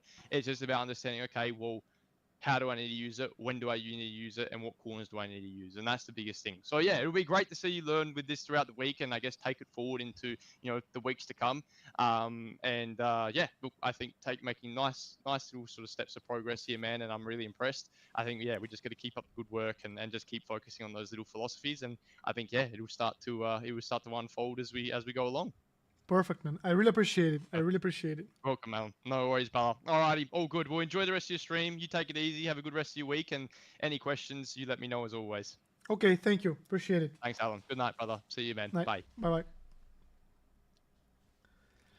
All right, that was good. That was good. So I know some people got here a little bit later. Maybe you had like some fights there with the mic. Hopefully it's better now. For some reason, I don't know why. Sometimes it happens. I even like changed the cable of my mic here because it was broken and it would like go to the webcam mic, and that just, it's not ideal. Let's put it this way. But let me open VRS here because I do wanna do like wrap up kind of and by the way, let me see if I can resume speech. Hey there, coaching session time. Welcome. If you have any questions for the coach, I don't can know how to ask him skip at the this. end of the session. So Dashing Wings it's just gonna read everything. said, BTW, I think the wrong mic might be connected. The audio isn't working properly. From Rigdo Road said, let me know if it's better next time I talk. Storm Warrior said, hope the coaching is going well, just got home from work. Yeah, it's gonna read everything. Storm So let's give Warrior a second. said, I think you're using like a webcam mic or something accidentally, or there's a loose cable. From Rigdo Road said, it's been a great session so far. I'll summarize it after we are done here. Oh Lord. From Rigdo Road said, I'll take a look at the mic right after the session. From Rigdo Road said, better. Storm Warrior said, yeah. All right, good. And by the way, thanks for the feedback on the mic there. I don't know what happened. Let's see here. He did like a 1-on-1, 2, 1-on-1, 2, and that's the one we're analyzing together. So what I want to talk to you guys about, like kind of the wrap up, like the summary of this session is, so the first session we talked about not triggering the ABS, right? So don't trigger the ABS at any cost.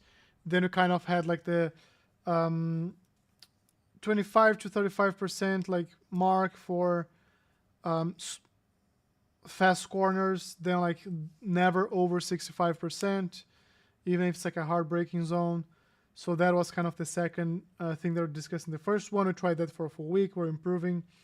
Then the previous week, like last week, he was talking about braking efficiency, which was, would look at his curve and his like top brake pressure would be here. And our top brake pressure would be like either much lower or much higher. And that would like deform, like it get a completely different shape in the brake because we're doing something very different. So last week we discussed about like, hey, you have to get as close as possible and as consistent as possible to the top brake pressure. And we've been working on that. So if you remember yesterday, like not only yesterday, but the past few days, let me open a notepad here. Oh, it's here already. So I did like this thing here on the top where I saw like his brake pressures and I took notes here. And as I was getting more and more comfortable, I was watching like, is my brake pressure close to this or is it far off? And I was trying to like get as close as possible. And if you look here, we're kind of like, we're there, right? Like here's exactly the same one, right? Less than a percentage point from his top. Like my top was 52. His top pressure is like 52 as well. So here there's like a slightly higher difference, and we talked about this during the lesson. But like his top was 27, mine was 35, so I have to get better here. Here's just like we're peaking at different points, but mine is 13. His is like 16, so very close. And if you just look the curves, like you see, like sometimes we just have almost the same like percentage, like here as well. So we're very close. We got that in. And the discussion today was mostly around getting different shapes. So the brake hold trail brake, here we kind of use once, which is turn 1. And then here's like peak trail brake, so light on, like go on brakes as soon as possible. And then like, it's kind of what we are doing here, but with lower brake pressure. And I told him like we're optimizing some sectors. So the one that we saw him reviewing is not quite this one. But it's kind of this idea of like just touch the brakes and release as fast as you can. This one's the most interesting one for me because I haven't seen this structure yet. Which like light on the brakes, peak, and then trail brake. We tend to bring the peak of the braking pressure towards like the beginning of the braking exercise, and this one is a whole new structure. Then like these ones, like you have the kind of the hold in different brake pressures before you release. This one, like, and I'm seeing like the one that he analyzed, we improved between that one and this one. The one that still looks very different is this one, where I hit the brake pressure, I hold, and then I release. And he used the same structure as the turn 2, which is like squeeze and then start releasing immediately. Kind of like the exact same braking point. For almost like all of them, we have a good one. And this is the one that I'm braking too late. And this is the one that I have to get right. Like the lap one analyze was like almost 5, like almost half a second. This is like almost half of that. So we did improve a lot. But that's kind of the summary of what we discussed. So still in the topic of brake pressure and like brake efficiency, now I have 2 other types of brake pressure or like brake shapes that we can use. And in fact, in this track, we're gonna use everything else but the one we've been working on, which is interesting. It's like a new thing for us to apply. Enough of talking. Let's go to the track, try to implement it. Let's see if we can improve like our lap time in this track. So our fastest lap time so far is actually 1:02.2, I think. We just saw it, right? I can open it again. I don't have to guess. Our lap time was 2:61. He's like 1:2.89. So right like shy of a second. Our optimal lap time was like 1:01.7. So it's like way closer. And I think that's a good target for us if we can get there consistently. We do have the same conditions, hopefully. He made sure of that, so that's good. So let's go to the track. Let's see what we can do here. And again, like if you're here for the coaching session, let me know what you think about it. Like, I like doing it live because then you guys can see it as well. We can discuss and you can learn with me. I'm not gonna change like what I do if I do offline. But I think I think I'll just keep streaming. But if you have ideas of how to make this more interesting for you guys as well, I'm happy to hear and see like how I can make these sessions good for everyone. The main goal is always going to be, of course, like getting me to learn as much as I can. But I'm always happy to add value to you guys as well. So I'm seeing here like the best. So let's go for a few laps against like this session. Then what I'm gonna do is like,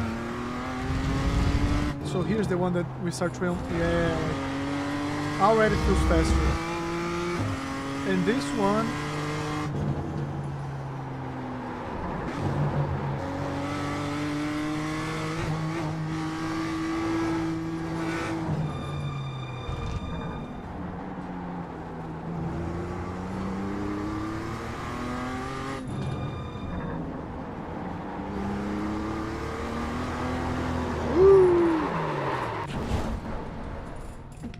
so problem solving there, I went too fast on the gas, on the throttle. Like too much throttle, too fast, spins the car.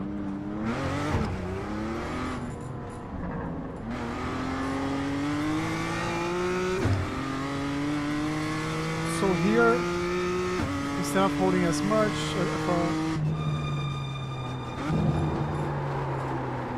Yeah, like I have to. The reason I'm holding there for longer is because I don't have enough control off the car.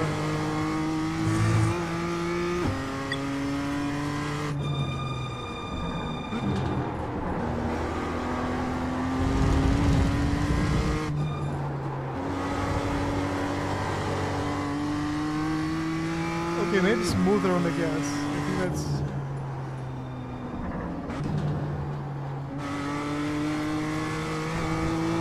Again, like smoother on the gas. I think like we are at the point that we wanna start paying more attention to what we're doing on the gas as well.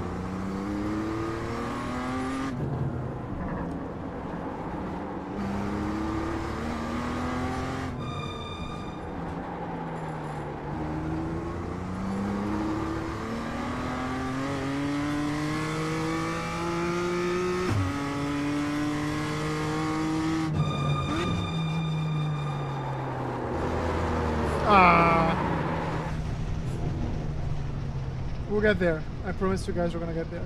I already feel better just like coming back here after the session. I already feel better. I don't know if that was like too late. Let me see.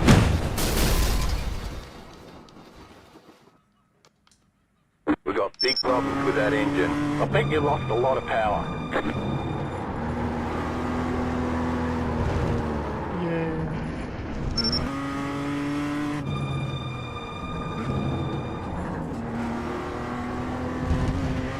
So let me get this right here. I have to be very careful with my steering wheel because it's heavy. So, It looks like you've got some session engine trouble. You've probably lost some power.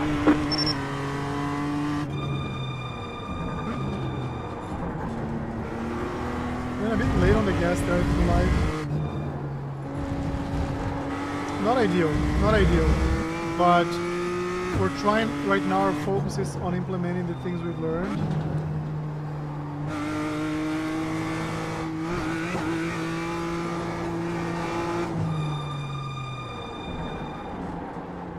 Yeah, like I went late on the brakes here, which naturally results in a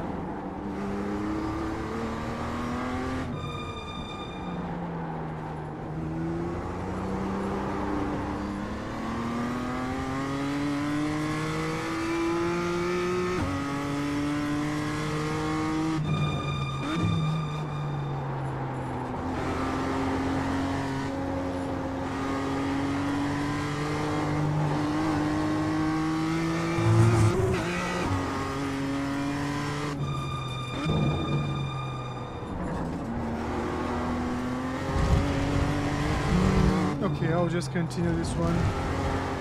Let's try to have a good opening lap. Like our last lap, even though we got an off track somewhere, I think it was good.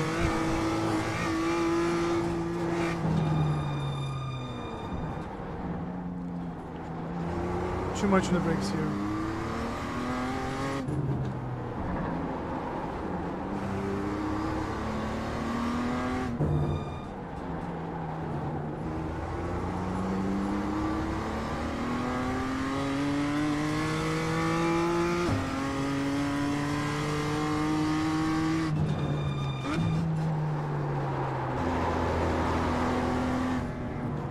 That's the one that I'm not like as comfortable.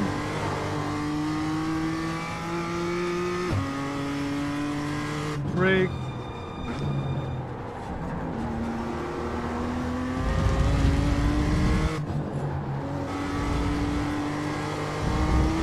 Like this felt great. First time it feels great. And I feel like we slowed down the car too much here. A good sign like I slow down too much is whenever like a sign that I slow down too much is when I go on the gas like this, right? Because if I have to go on the gas like progressively like this, it means we're keeping the max speed. If I go like this, I left some speed on the table.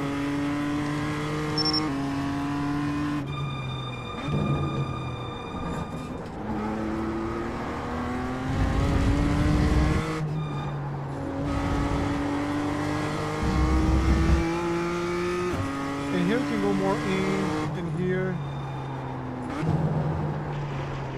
Ah, that was close to ideal, close to ideal. No. No. Here we have to point the car inside and then we start releasing. A bit earlier on the gas, I feel like. Turn 2 is feeling much better already.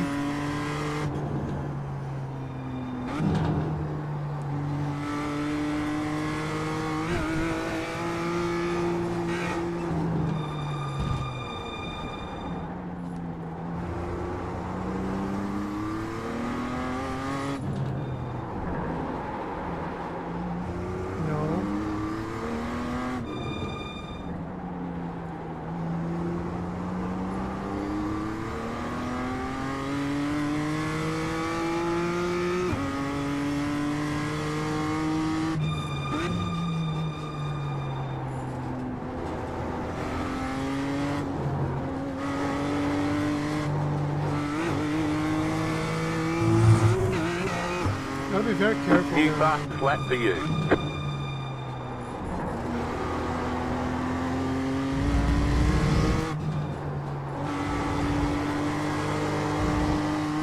Okay. Wasn't good. But we know like what happened there, which come on. We're getting better. We're getting better. Let's continue working on these things.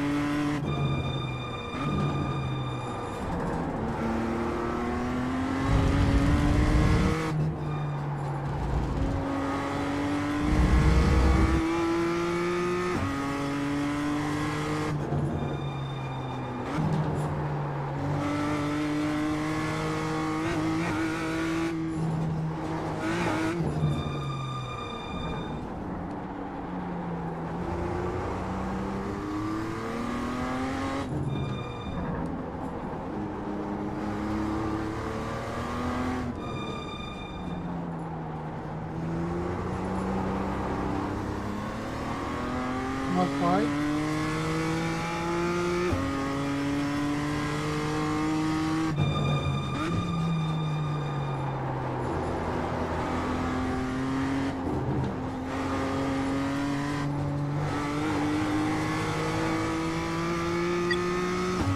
That was your fastest lap of the session.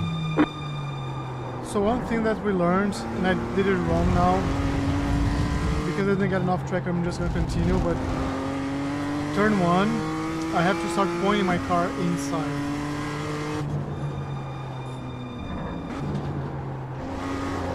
Oh, don't touch the... I touched the dirt. Yeah. You cut the cord, you've got to slow down and give up that time.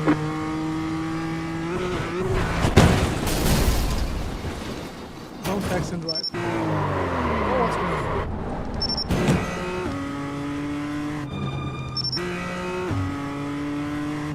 Like this. We have to... not enough brake pressure, I think. So here... Went a bit long, but I think you got the idea, right? Let's try a couple more fast laps.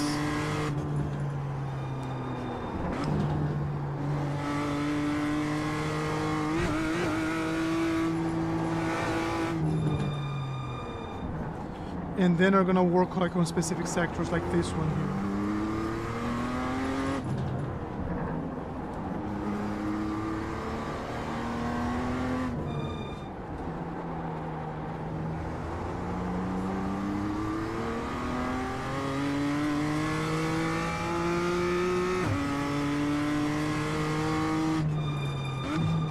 I'm still braking and holding here because I'm just not like able to keep up the momentum. So we're gonna build that. We're gonna build that corner. Like you see how here I'm braking like turning in too late. That's costing me time.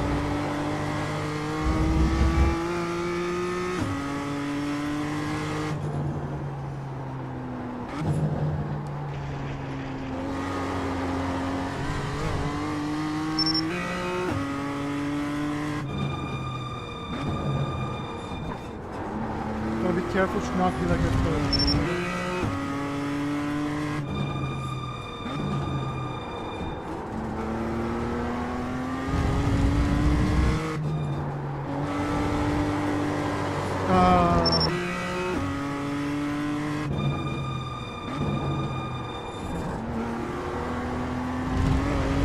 Close.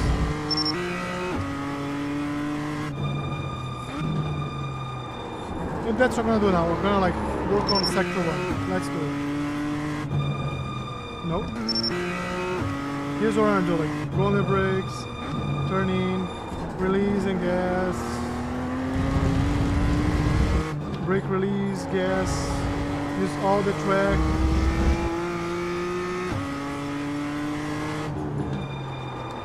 And so let's do one thing here. Let's compare this against like the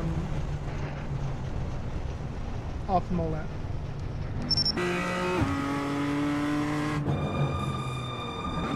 I didn't go like hard enough on the brakes.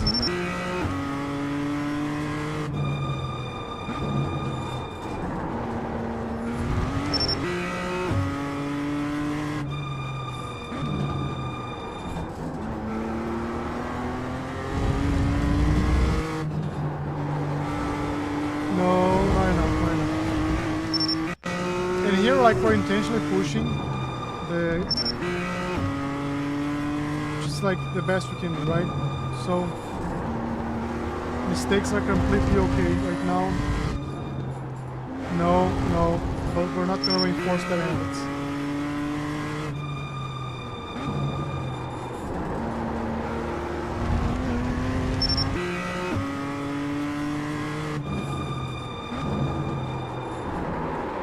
Really slowly, okay.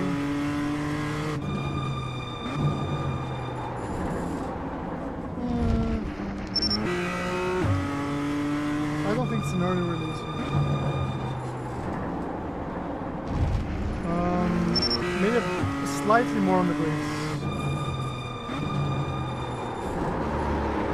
Yeah, I think that's it. So let's try that.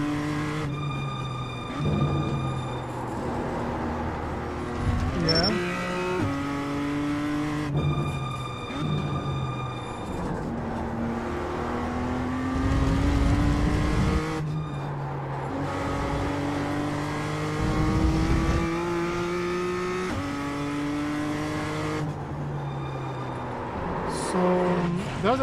That was a good first sector.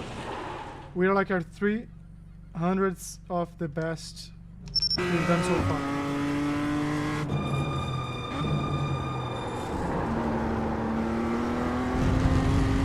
So then like holding the throttle means I was under steering, remember? Okay, now we're 800ths.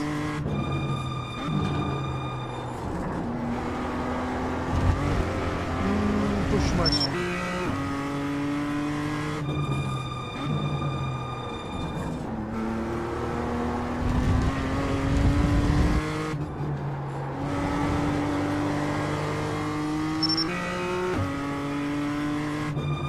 Nope. It's kind of like a no, too much.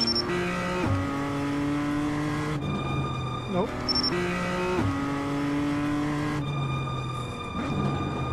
I do think got you 50, right? I think got 50 million. It's fine.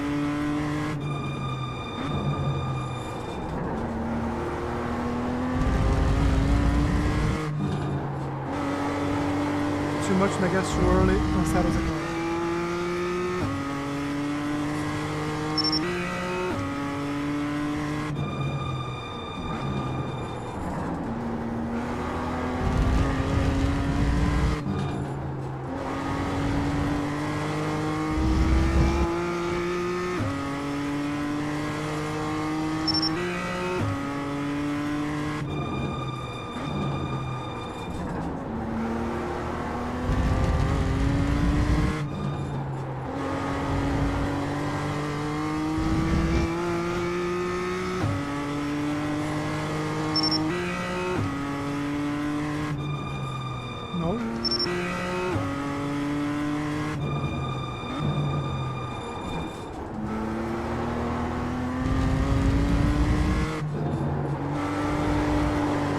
just feel like I'm going too early on the second braking zone.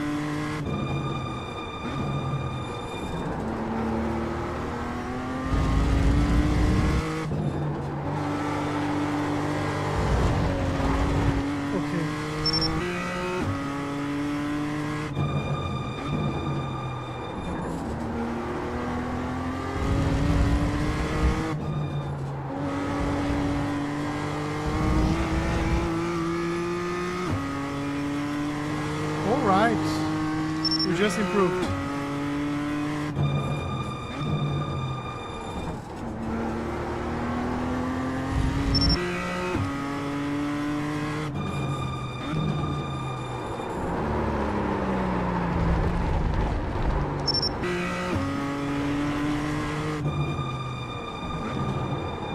Let me try to use like slightly more track here.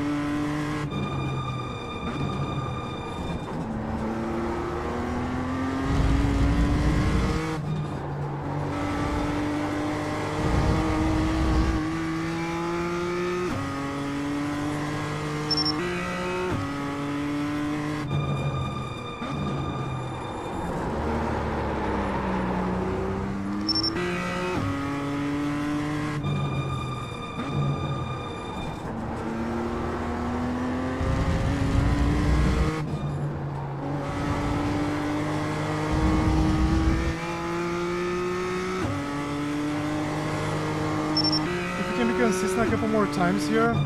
We're gonna go to the second part.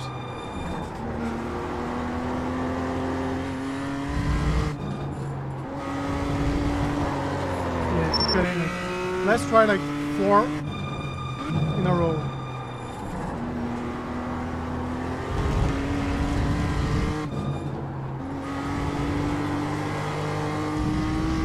Four in a row under 110.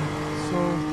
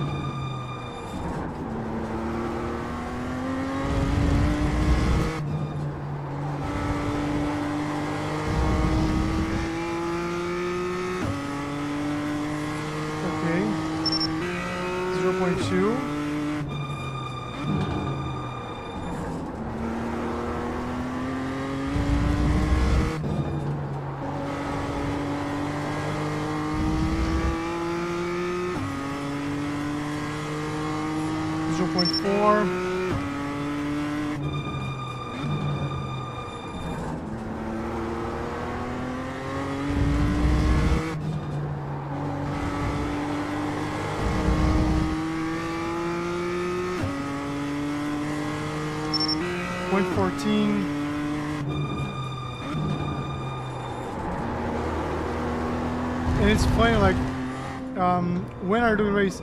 Jensen Bait WM said, when are you doing race? Maybe like, It looks like you've got some engine trouble. You've maybe probably 45 lost some minutes. power. Looks like one of your wheels is out Maybe of I'll do like the alignment. 10, You'll have less 15. grip out there. You've I'll got do some 10, 15. damage. Let's get that fixed. Because we that just like aero damage is probably slowing you a lot. Shut up, please. Yeah, thank you. So we just finished the coaching session. I'm trying to put like the things that I learned into practice, and then I want to go to the. We can do a race. We can probably get 2 races in. By the way, I was, believe it or not, I was reported. I'll tell you guys this story like when we're racing, but it's like 9:37. Maybe the race of 10:15 is good. Jensen Bait WM said, sounds good. Now let's go to try like 4 consecutive good turns here, or good sector runs, and we're measuring against like our optimal lap. This is our trash. Has to be like within a 10.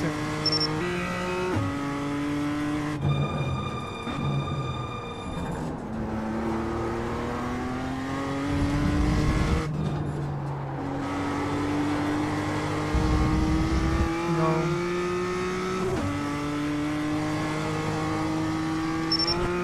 118. We'll have to go down.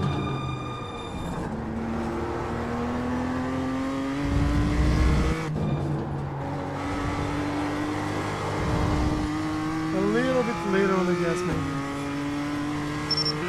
22.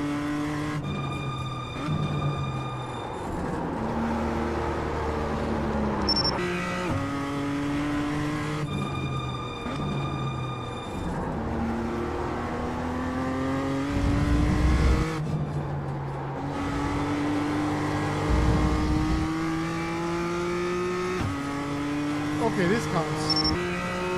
1.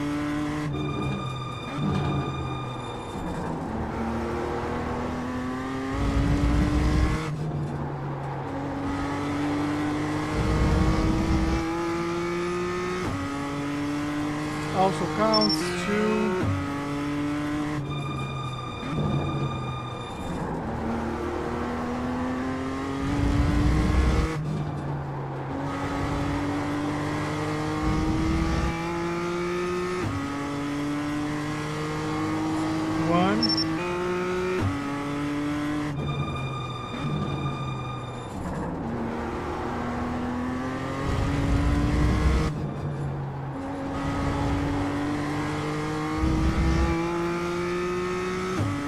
Okay. I feel like we got it. Now let's try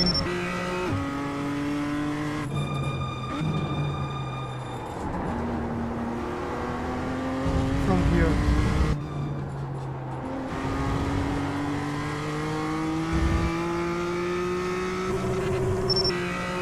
I want to set up like a good reset point there, so nope.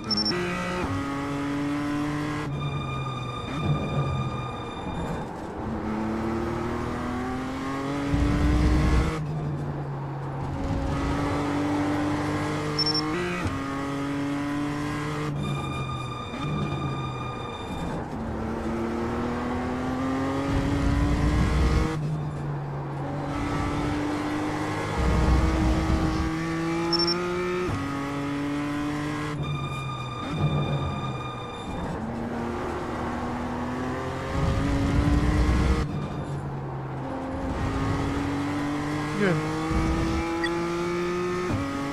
So here,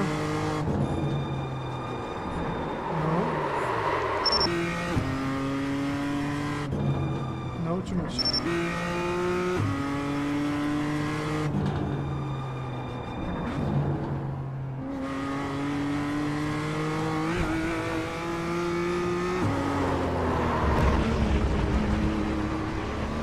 Let me see one thing here.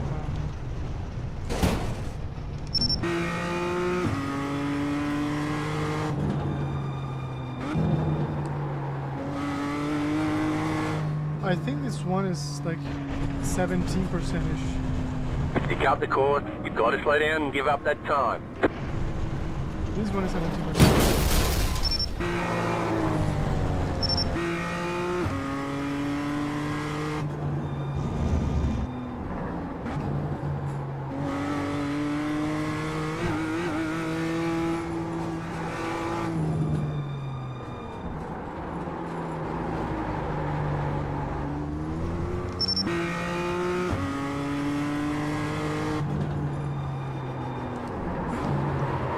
Like, if I keep my steering wheel like locked, that's when like we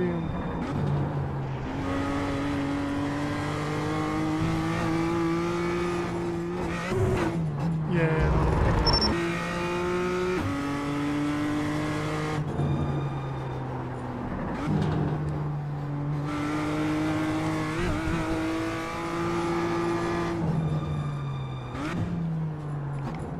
Don't go second.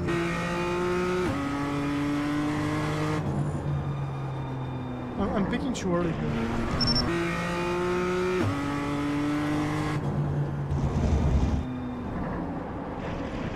Okay, so maybe earlier.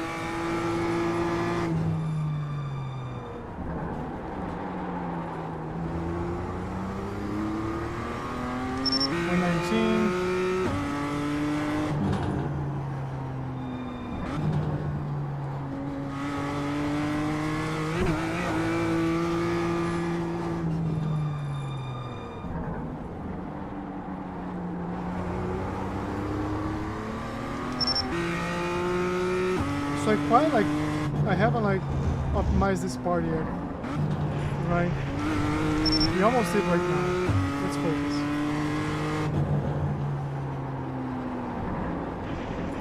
So the car like kind of asks for more brake like as it's not turning in. But if I go too late, maybe I'll go a bit over the 17%. Let's see. Yeah, if I go too hard, like start speeding. So challenging.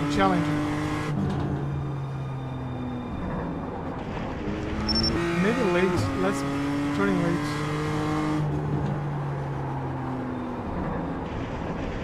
I think that's what it is.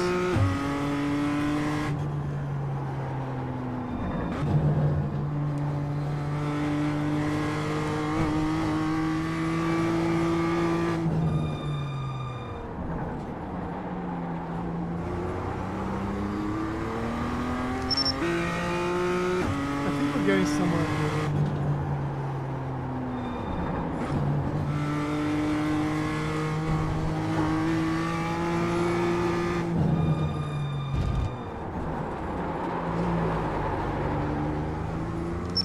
Close, very close.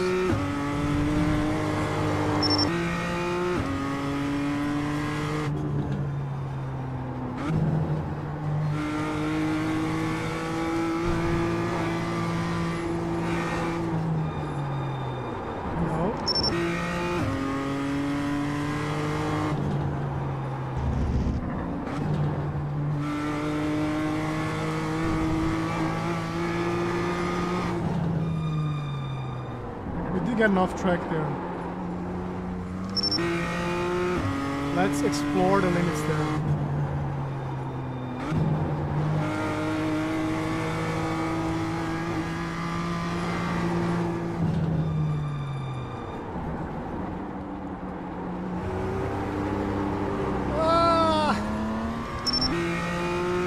That was very good.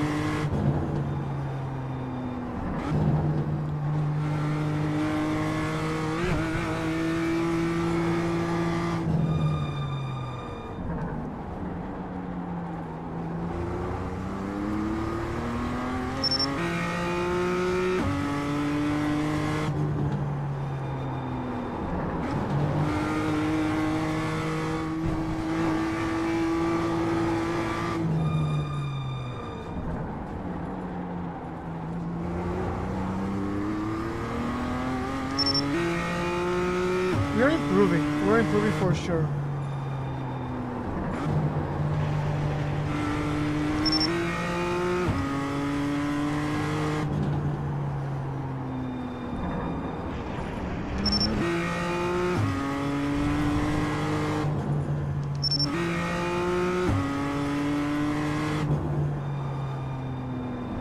No.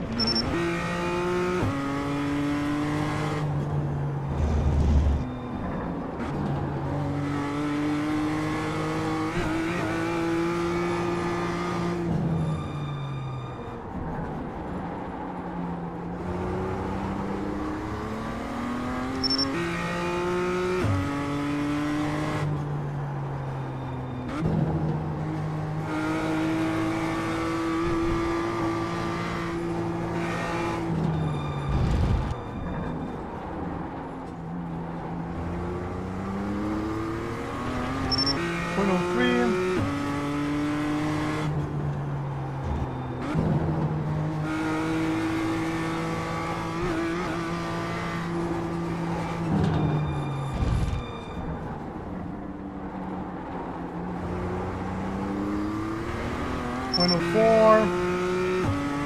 Let's see how many we got here.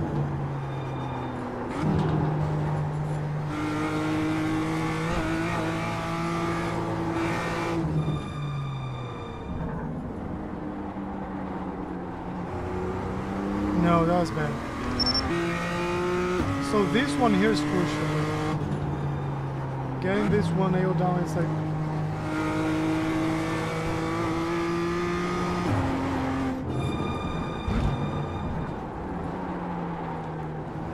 We did shift up gears there,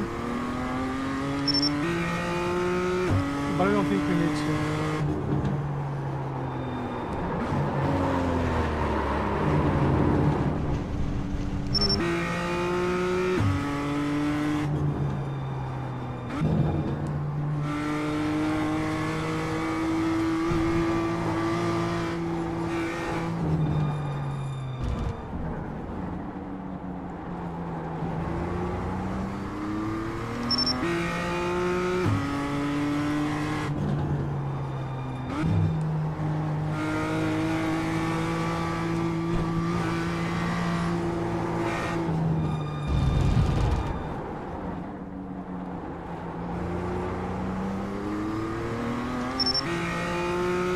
I think this part's gonna be the hardest one to be consistent.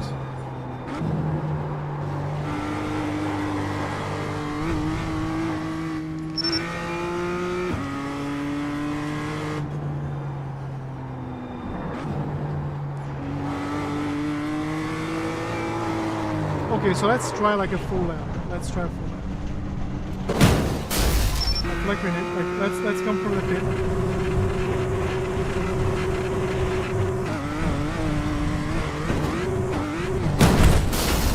Let's come from the pit before he starts saying the car's broken. So not the optimal now. Let's go to the session. Session best like 501. Let's see how much we can shave off like on the next 10 minutes.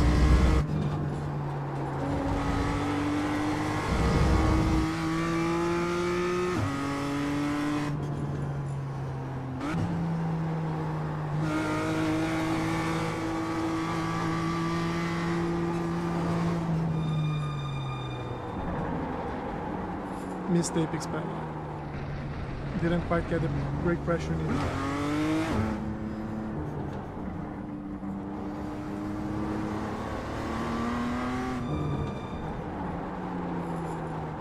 Okay. Let's blame on the tires right now. But now like it's counting.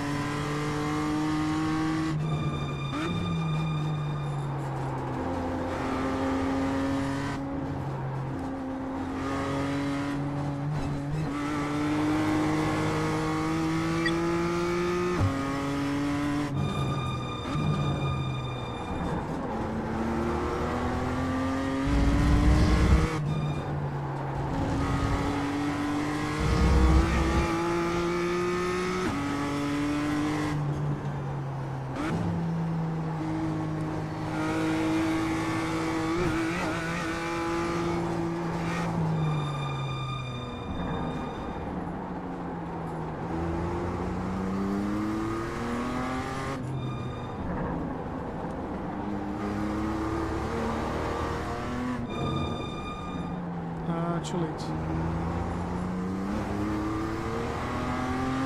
Was a good exit though.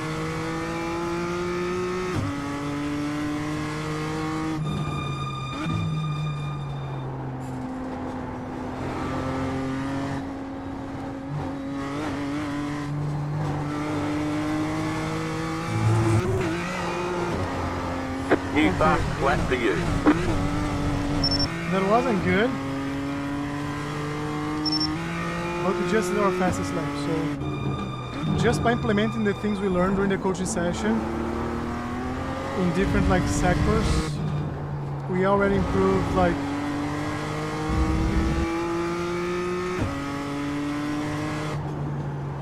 was only like by 0.01, was it? Come on.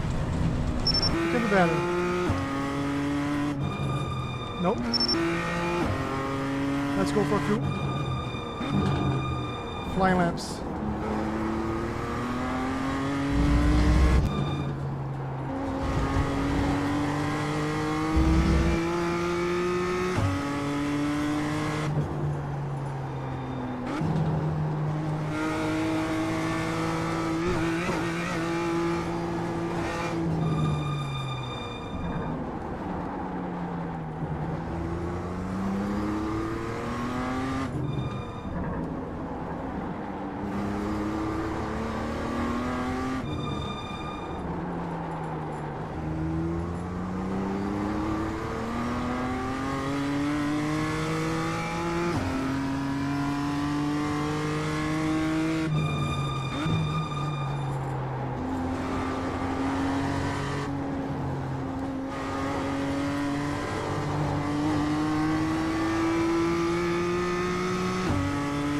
That was your fastest lap of the session. I think we improved by 3/10 actually last time.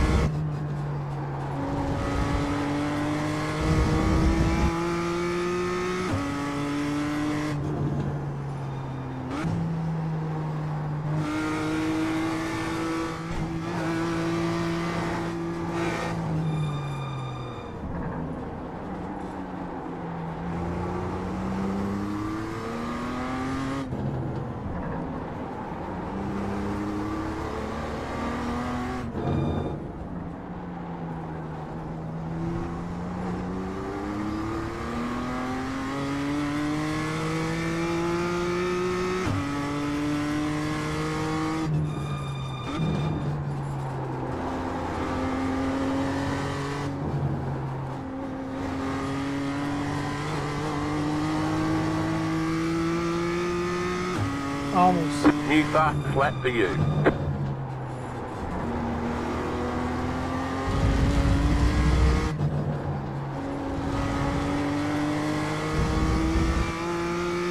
Let's try to come under like the...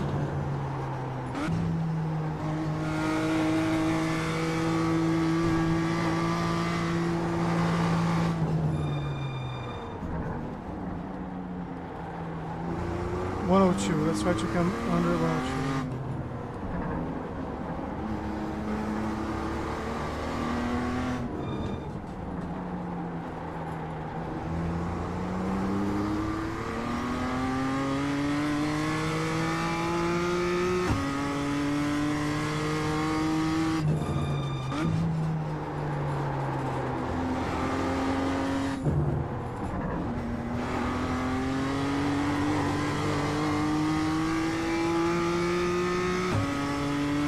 New We fast did, but flat like, for you. there's just so much time to be gained like in the last sector. Maybe we should like work a little bit.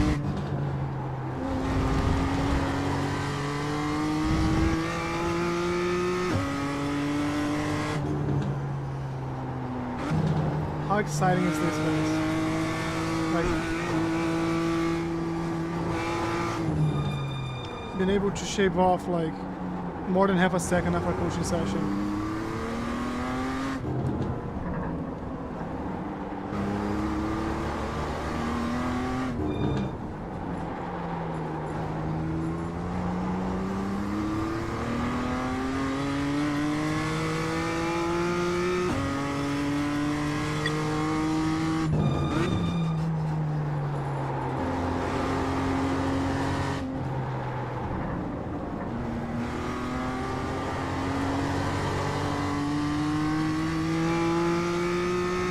Let's work on it.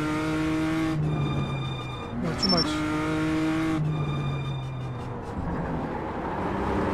So I think I have to go on the gas earlier to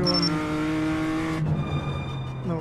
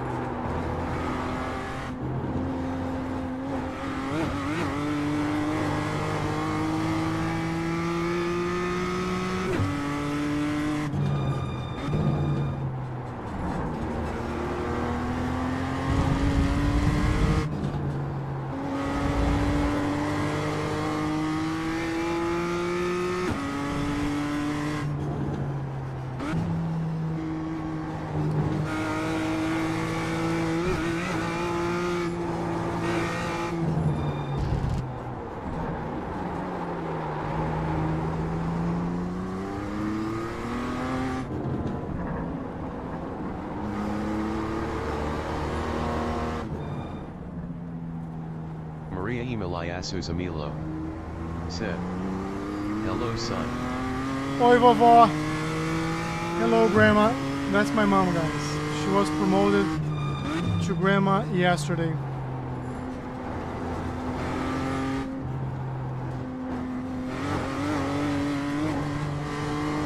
Maria Emiliasu Zamilo said, "Hi."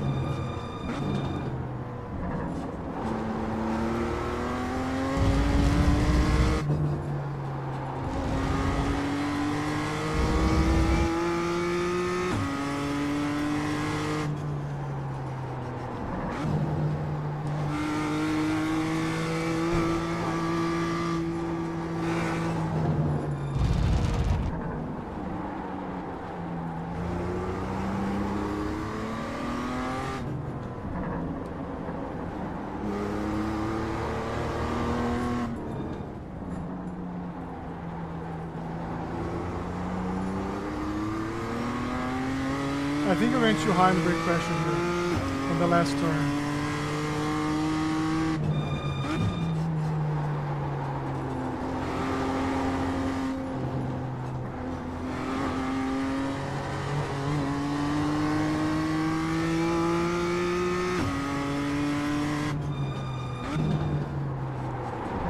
have our best last sector though.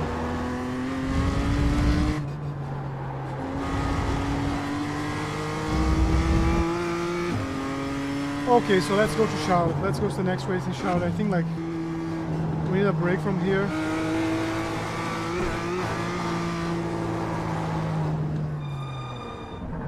Let's see how much improving here makes us better there.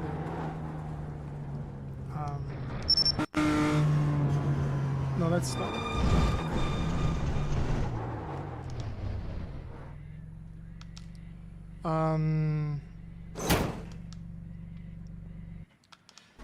Let's go to the racetrack.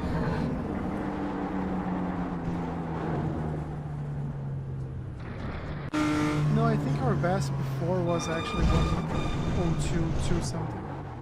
So we got down like 300s or 310s, which is good. It's not bad, right? Like I closed it.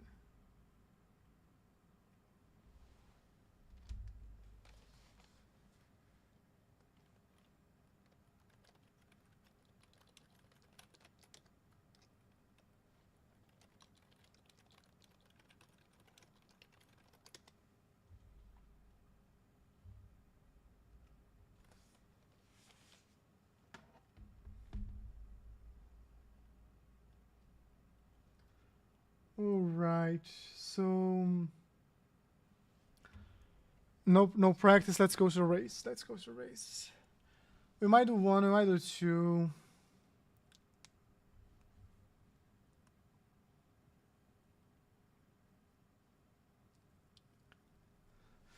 Let me go to the restroom real quick, because I'm also human.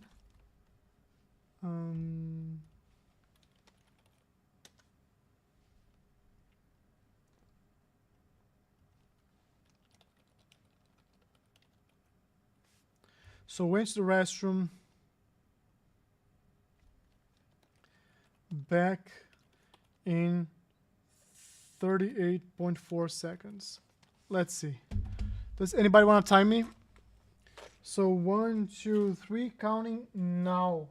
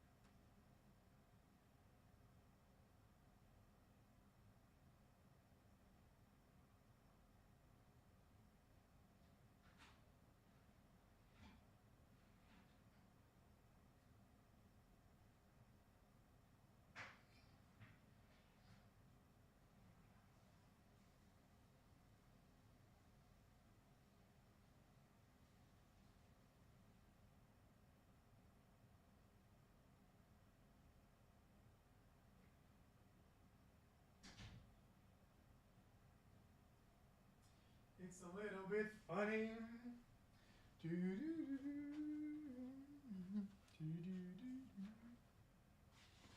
I hope you don't mind. Alright, I'm back. I am back. Let's... I think I beat this time, by the way.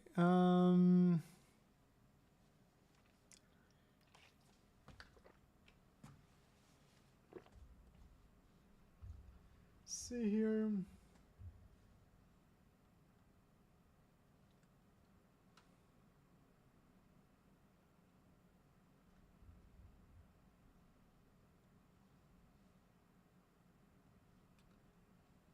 All right, let's see what I have here for us.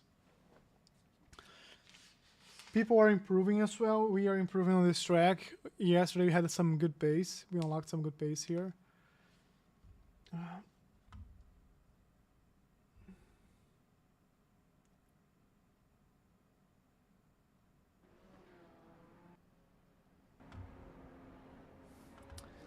All right.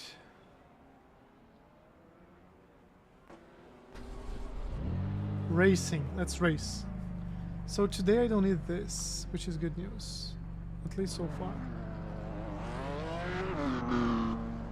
So we're gonna keep an eye on this one here. We have about 10 minutes on this practice. We can put like 2-3 laps if we don't crash. More, right? Maybe 3-4 laps, because like a minute and 30 seconds. So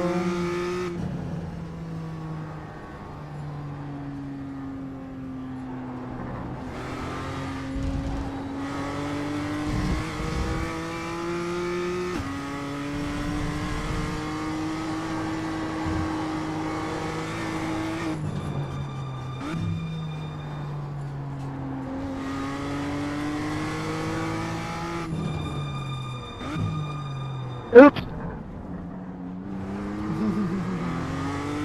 people are already fighting.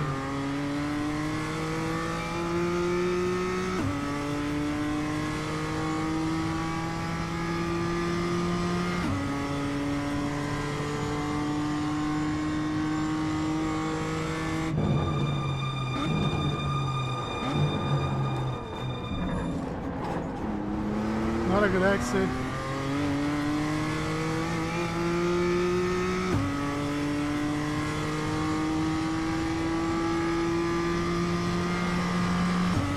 Trying to send people to their life, but I'll wait for them to crash.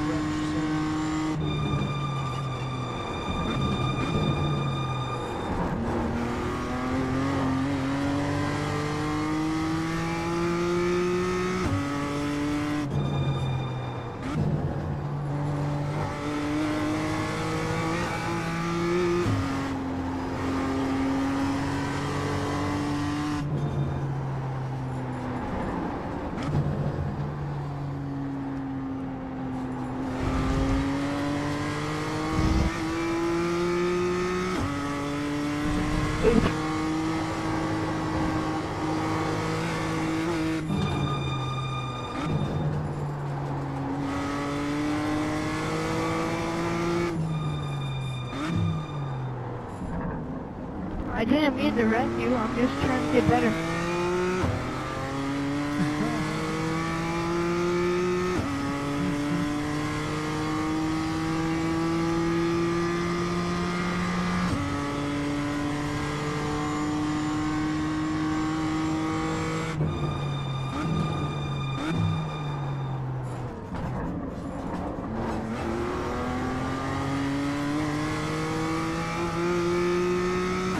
Yep. Storm Warrior. Set. Line set.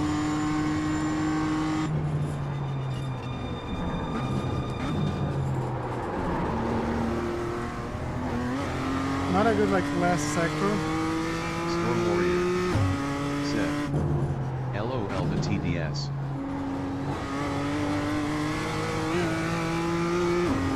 Oh, you weren't here? Yep, like weren't you here yesterday? Left side. Clear.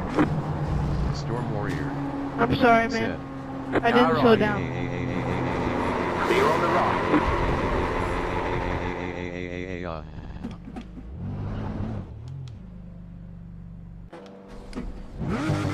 Guys, whenever you're leaving the pit lane, respect whoever's coming off as left, please.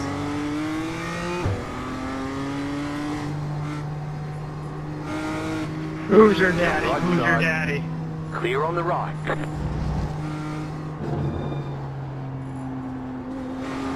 anyone have any tips for me?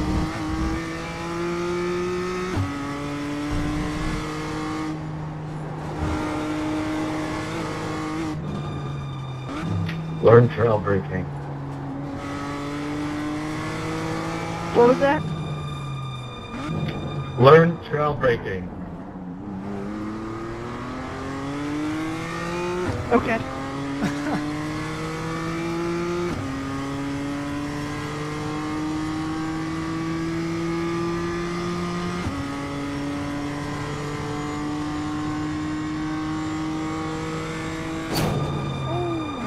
Storm Warrior. I was putting my glove. Said.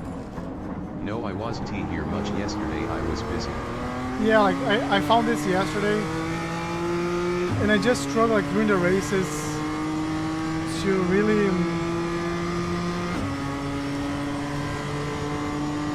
this is not gonna end up well, right?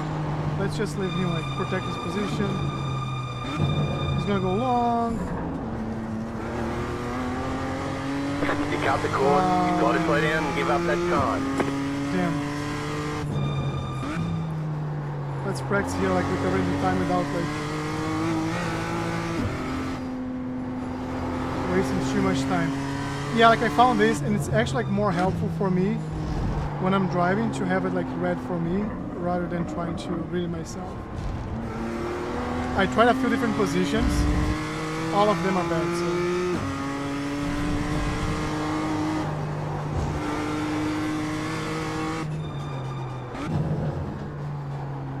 Storm Warrior said, that makes sense.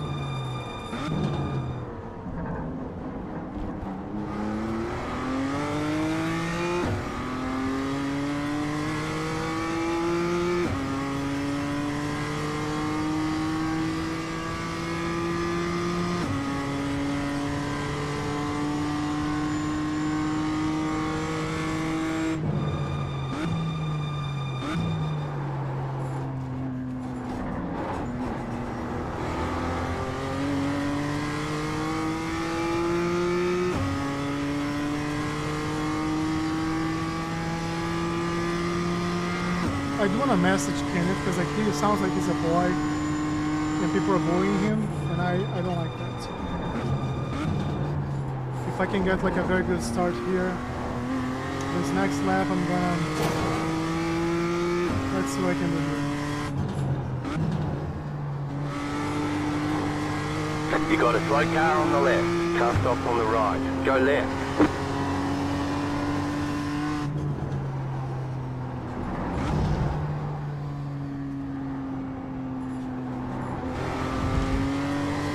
Could have carried way more speed. So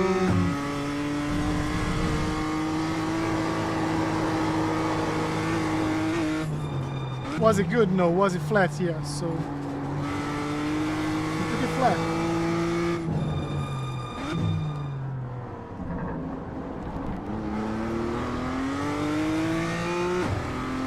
Let me talk to the boy. Okay. Yeah. Let me see how I find him here though.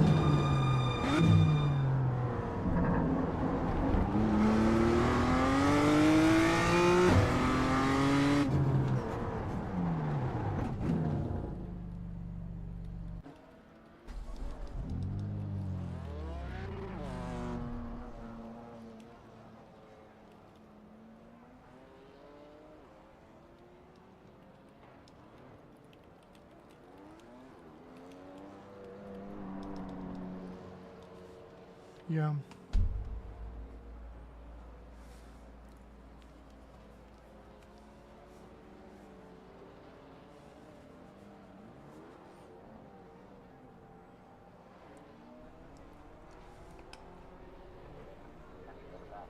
Practice session, let's go back on track.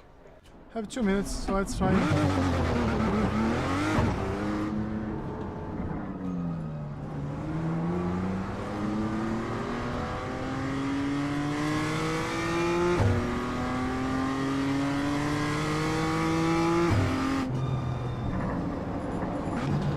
You got a slow car on the left, car stopped ahead. Go right.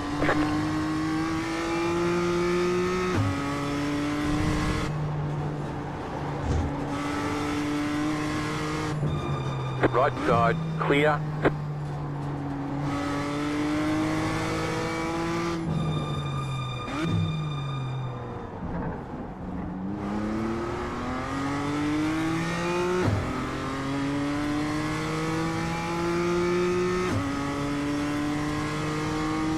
Did I search the wrong person? I think I sent the wrong person. It's fine.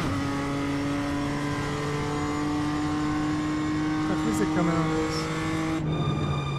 I am racing the next one. Jensen Bait WN said, you racing next one.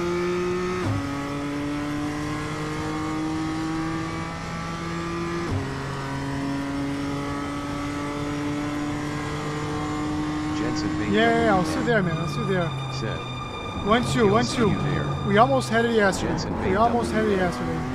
said, 1-2 haha.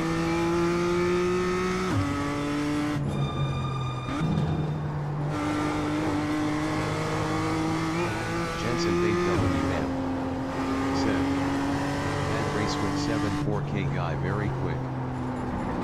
Who won? Who won? That's all we care.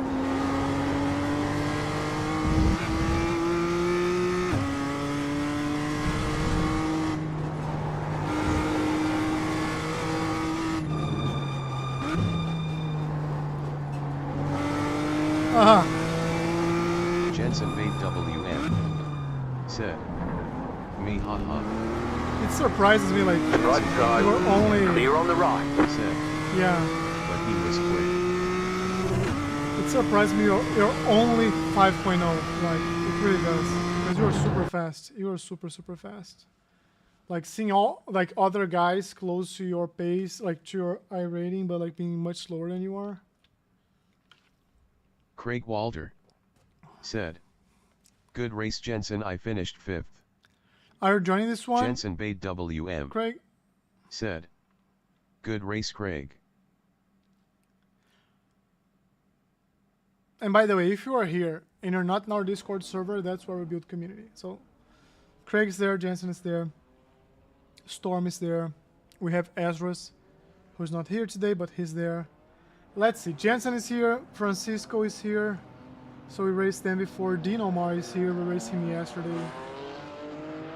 Brandon, Charles, Alejandro, Jacob. Craig Walter said, "I bitched my quali bad, no I missed the entry to this one."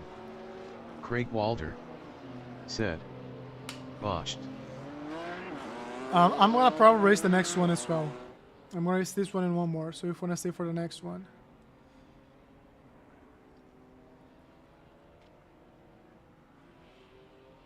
Like, I'm not feeling super good because I couldn't have like a good pace during practice now. Jensen see. Bait WM said, "Me too." You are here, Jensen. I haven't seen you. What are you talking about? Oh, you're saying you're here. Oh, you're saying racing the next one. Gotcha. Sometimes it takes me a while until I understand what's going on. So, good. I have 2 chances of being 1-2.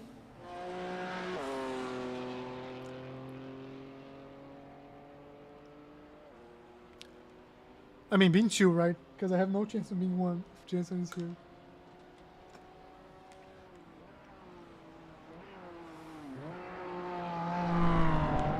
One day, man, one day. Jensen Bait WM said, "The voice is slightly delayed, so sometimes hard to understand haha." My voice or like the text-to-speech voice? Because that one has like has a delay, but at least for me it's not a long delay. It's like maybe 3 seconds.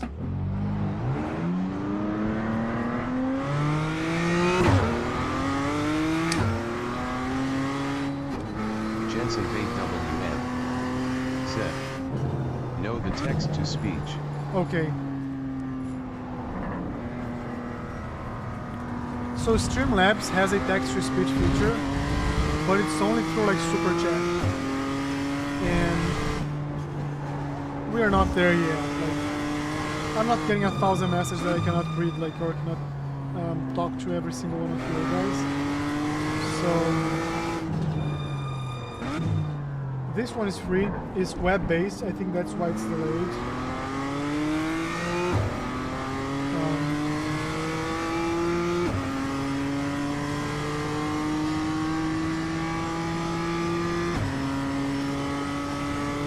And if you guys don't know, Jensen has the fastest lap time of the week on this track, like across all iRacing.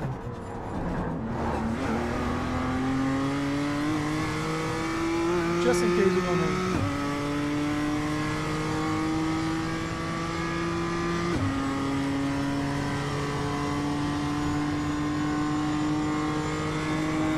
Green, green, green.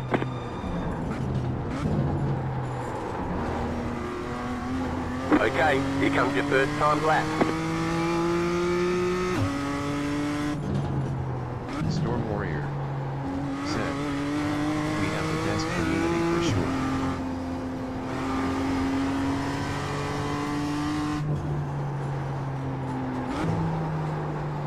I agree with that. I do agree with that 100%.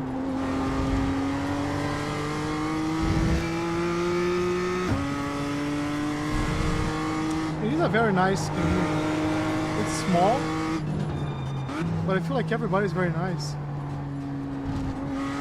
And it kind of like, we're still at the point that everybody knows everybody.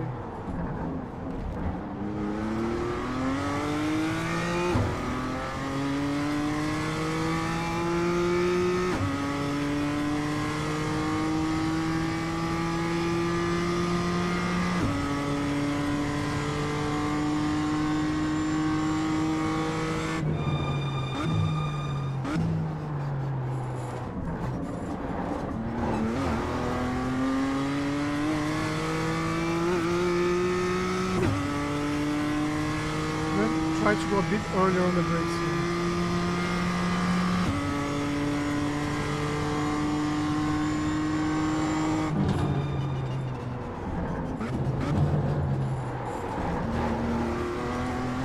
One more lap. This was not a good lap.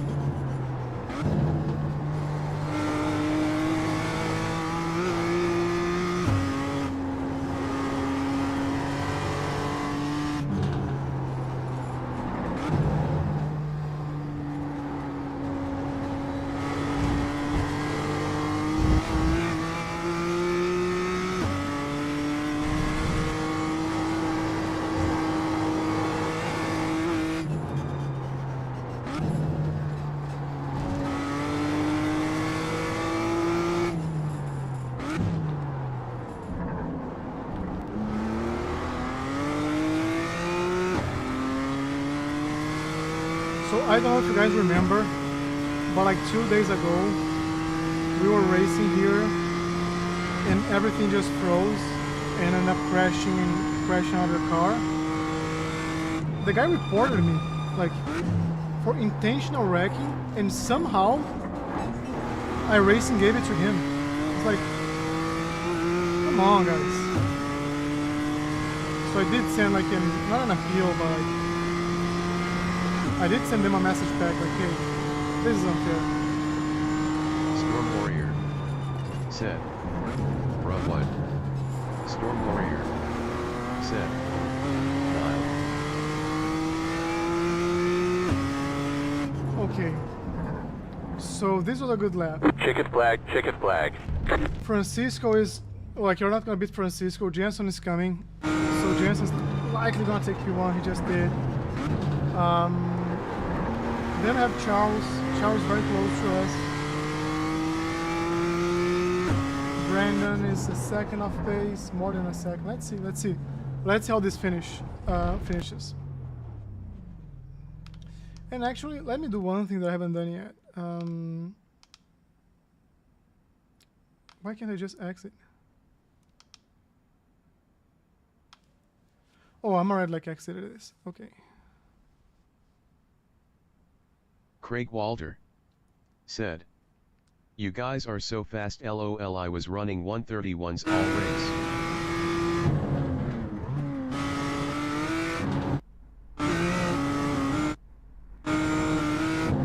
Where's Jensen?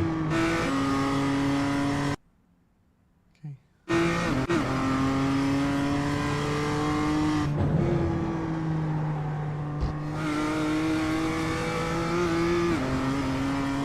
Let's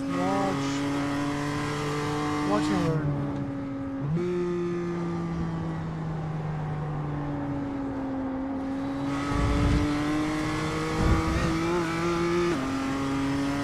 Well, better than mine. Jensen Bait WM said, "Was bad chicane this lap." Let's see.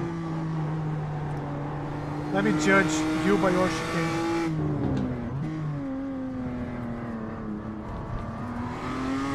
You do open up a lot here, right? you open up like this much during the race, or do you protect more the inside?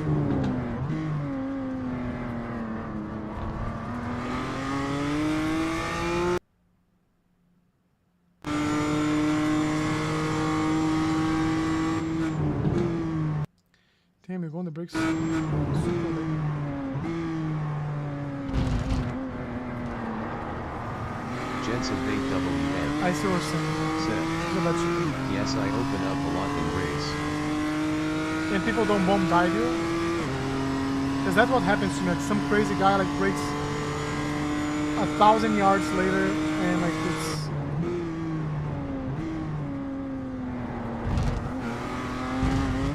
Smooth, real smooth. Do I have time to see the previous chicane? No, oh, come on, okay, yeah.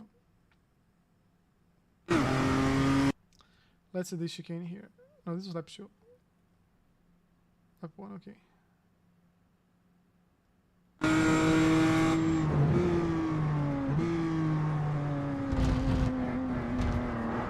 Jensen Bait WM said, so on first lap I don't open up, but if I have gap to P2 then I open up the same as quality. Gotcha.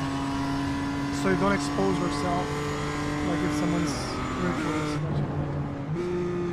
Yeah, makes sense. Like, yeah, I think it's the same. Like, if I'm doing like, if I'm racing and there's nobody like behind me, then I'll probably do hot lap type of race line. We have the inside. We have the inside. The estimated strength of field is 1,916. Let's try to have a good start here. Let's take opportunity. And I think it's feasible to even consider a 1-2 today. Let's see. Jensen Bait WM said, 5 you cars have left pace to to grid. beat Francisco. Maybe I do, maybe I do. I have to like choose the right opportunity to overtake. Then I have to defend if I overtake him. And I think my main goal today is stay away from the wall. That's where I struggle. Sometimes I really like to test if the walls are like really stiff, and they are, in general. And that's usually what screws up. Still my waiting race. on 2 cars to grid. Waiting on the final car to grid. Everyone's gridded. Yeah, let's go.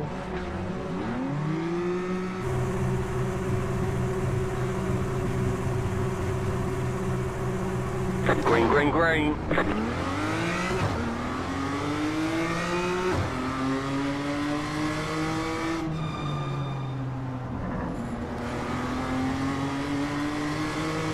Right side. Stay on the left. Clear on the right.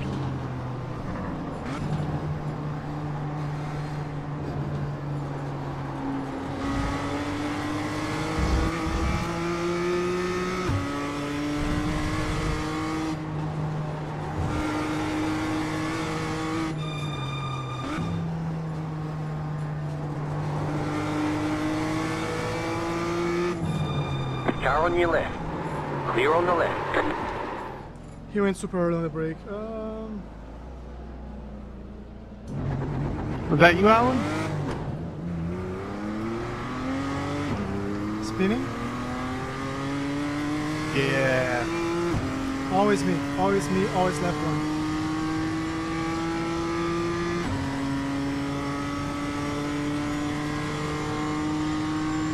That's that, man.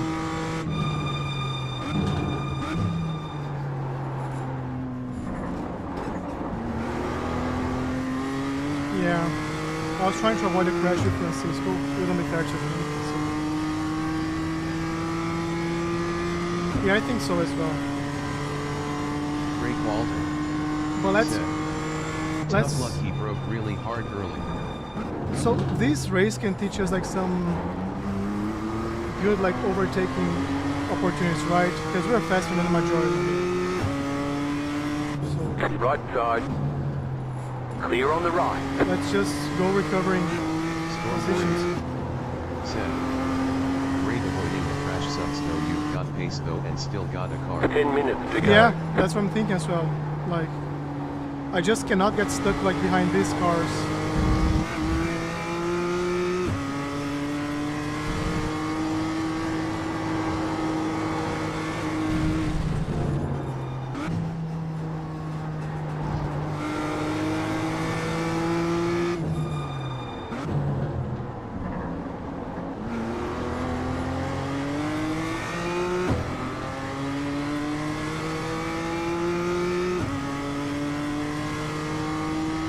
I'm like 12 seconds behind, or 9 seconds behind Francisco, though. It's gonna be hard to.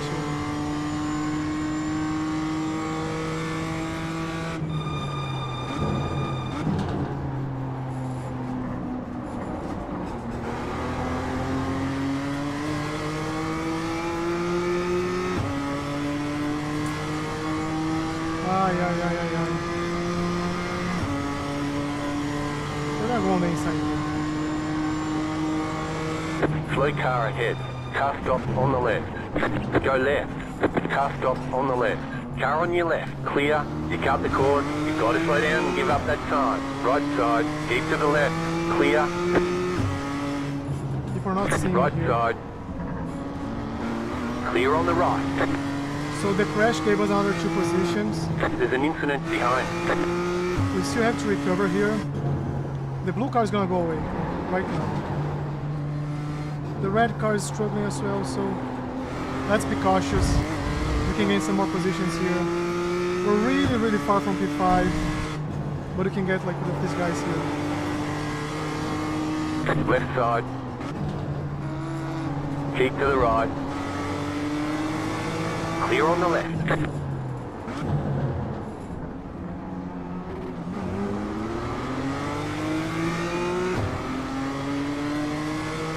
Up to P8, this P7, P6.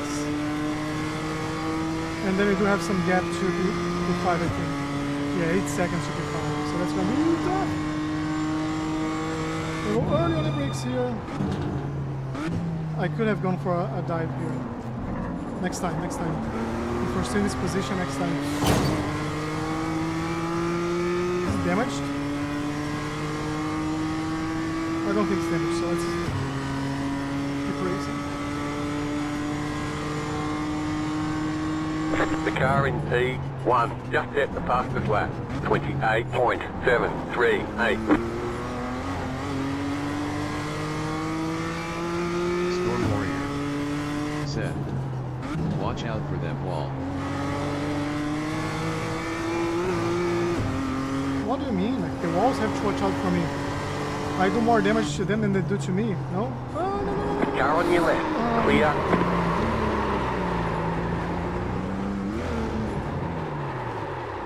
Yeah, that's the problem. Like we have the pace, we just don't have the intelligence. That was all me. Sorry. All good, man. I hate this. It's okay. Not enough brakes here. And like all of this is happening because I avoided a crash in the first turn, or in the first lap. We have 6, I think we can overtake. I think we can go like up to 7. Let's just unlock the crazy pace we have here.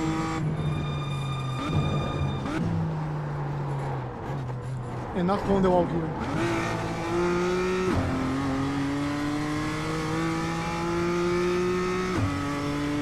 So we're 6.7 behind. Let's see what we can do. I think I have to be a bit more aggressive on overtakes. You know, like I feel like I still spend too much time behind like much slower guys.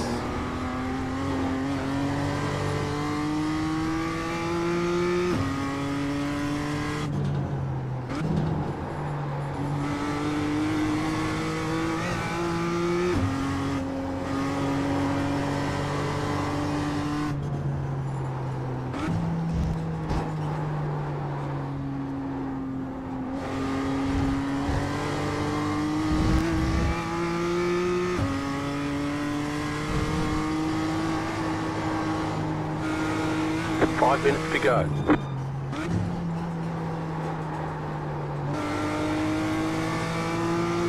Slow car ahead. Car stop on the left. Go right. Okay, so now we're 5.7 behind. Someone is being towed, so we're gonna be up to P8 by the end of this lap. And I'm already seeing the guy who's in front of us.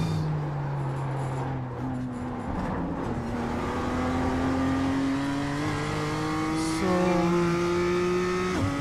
we're 5.1 behind Jacob.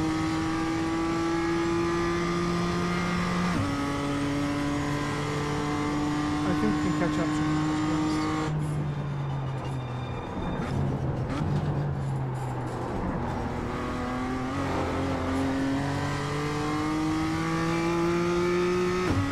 Just set your fastest lap of the session.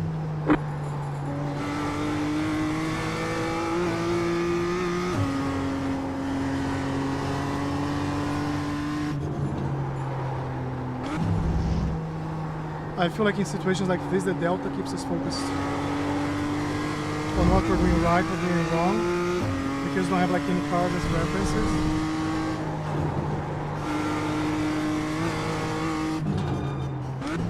And I do feel like a bit in general, I abused the ABS in this race.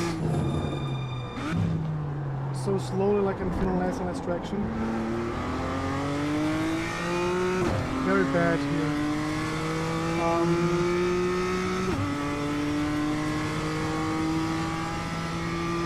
Let's see, some more crashes can happen, so let's see.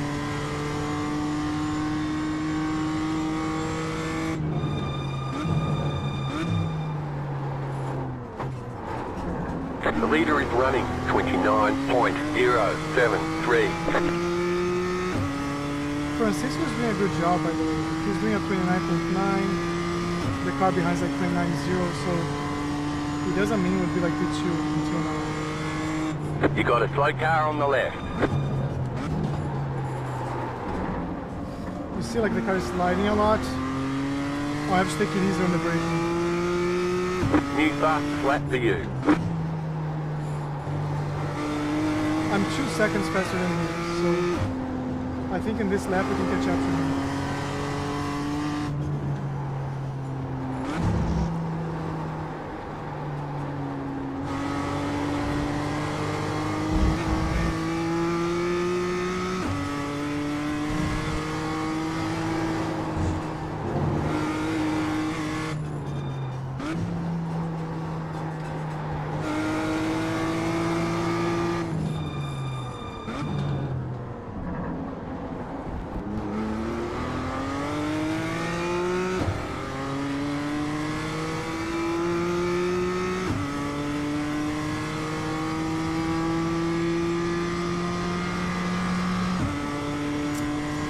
And I'm feeling it freezing again. It sucks. Car stop on the left. Car stop ahead.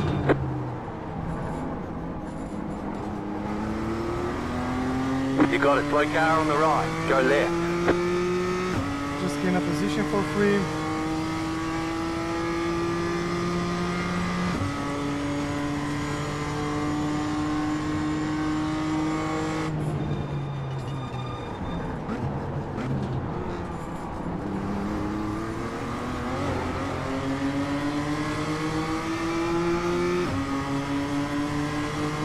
Right side. Clear on the right.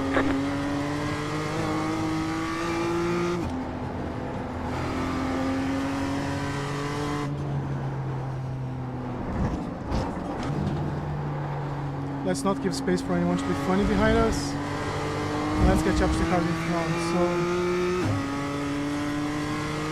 So the car right in front of us is a lap down.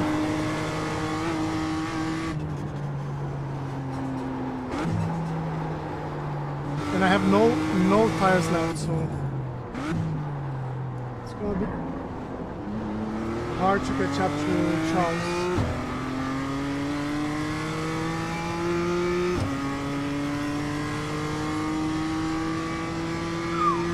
It's a good race though, like we had a spin, we had like a couple of tracks, many questionable decisions.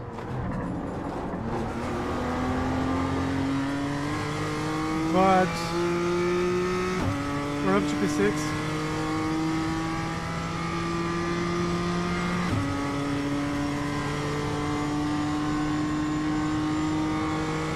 You're pulling away from the car behind. The gap is 2.1 seconds. You just got the white flag. That means one more lap to go. You cut that corner and got a slow down penalty. That car is a lap down. Come on. Now let's go after here. We go like the alternate kind of racing line to pay it off without costing us too much.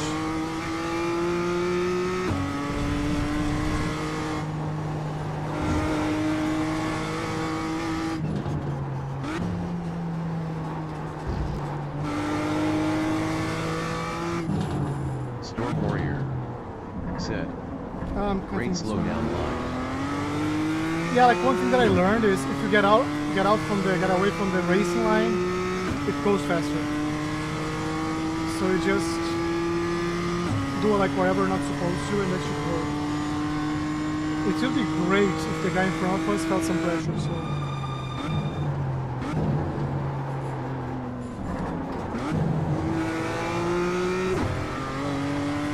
This was an awful chicane. Don't do this at home.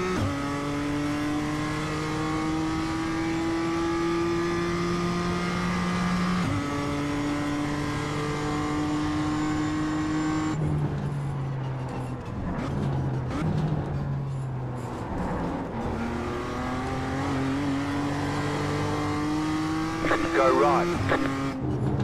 Okay, that was unfortunate, right? That was unfortunate. There's the but flag. It's over. I gave you guys some very good overtakes, I think. Good job. Right? Very good job. I think you had some very good overtakes. So let's go back to lap 1.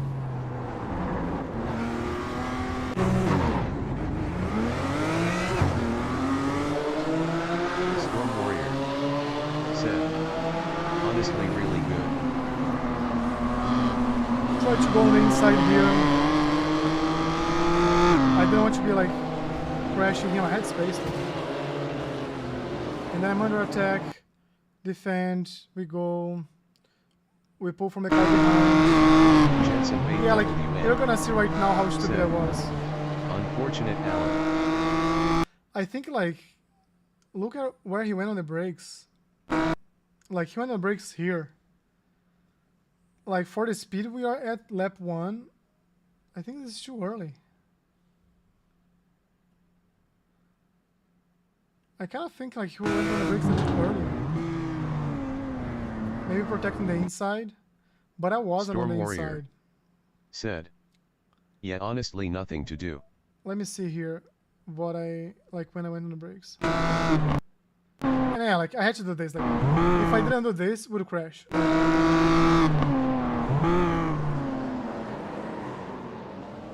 And I just wait on everybody. Jensen Bait WM said, are you going in next? I'm going next. Storm yes. Warrior I'm going said, next. aw dang the grass. So this time the grass didn't do like what the closed grass didn't do what we're expecting it to do, right? But despite like the awful result for the pace we had, and Jensen, I don't think you knew it, but like I even spun one more time and went back to the back of the pack. So I was getting positions back. I think if I hadn't spun, I would be able to at least like catch up to the podium, because I did have some good pace and I was pushing so hard. I was getting like off track all the time. Like soon enough, I'm gonna be banned for my racing. You can see, right? You can see the safety rating here, but it's like -16. Who cares? Right now my safety rating is 158. Can you see here? Storm Warrior said, danger. What's your SR? I can't see it. Demotion. Yeah, buddy, I don't care. Storm Warrior said, yeah, I see there.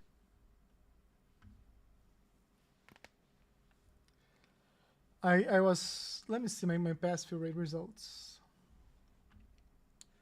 I wish you had like saved rating changes here, or you could like edit columns.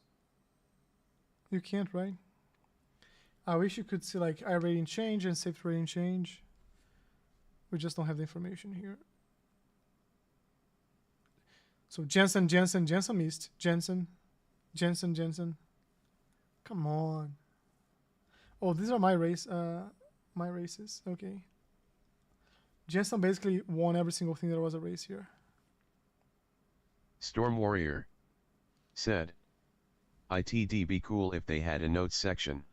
So yesterday, I was trying to work on something on my phone, so I have to see like,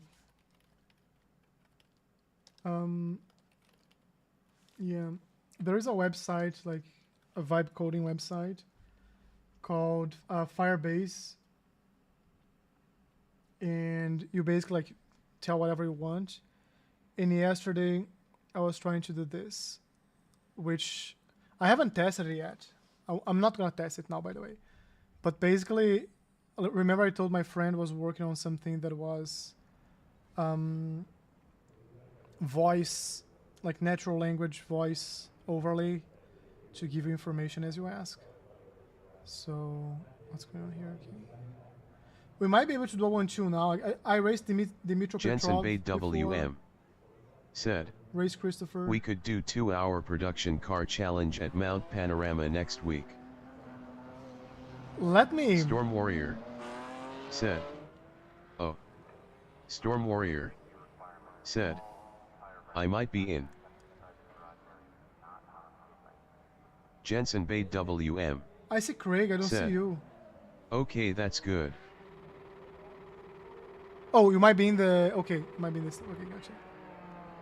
Starting the app's taking a while to investigate. So, like, let's see. Racing Addict said, "Yo." Racing Addict said, I'm your race RN." Welcome Storm to the Warrior channel. said, "Yes, for the race I'm a mid-split plebeian." Welcome to the channel. What's your name, a Racing Addict? So we can see, like, who you are here. Ruben Ramirez. Racing Addict Okay. said, "I'm Ruben Ramirez in the server." Welcome, and welcome to the channel. I go live almost every single day. Earlier today Racing we had Addict a... said, "Going for safety rating." Okay. Let me see. Yeah, I should do this as well. Like, I'm 1.5 right now, but honestly, I don't care that much about safe rating or iRating.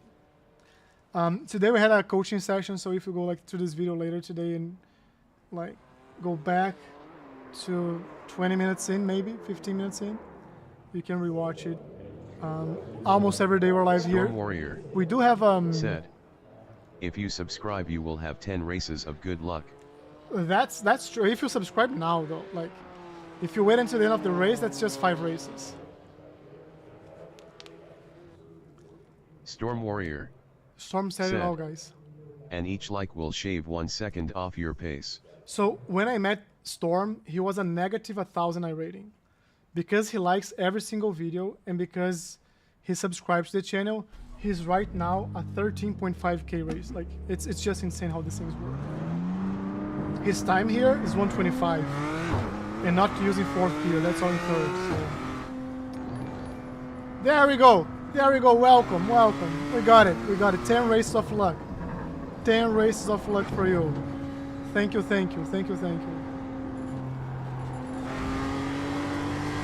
But like, back on the Mount Panorama, like, we can try. I haven't raced that one yet, and I'm scared of that track, but we can try it.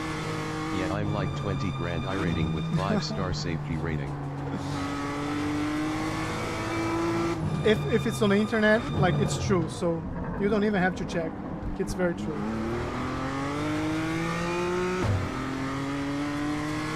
He has a world-class, like, pro type of license, 5.1 safe rating, and yeah, 20k rating. And we also do have like a Discord server. It's pinned here in the comments. So Storm Warrior said, "And by 20 grand iRating mean 20 total." 0020.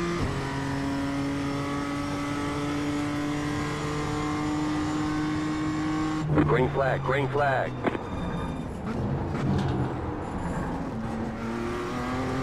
Okay, here comes your first time lap. Let me focus here.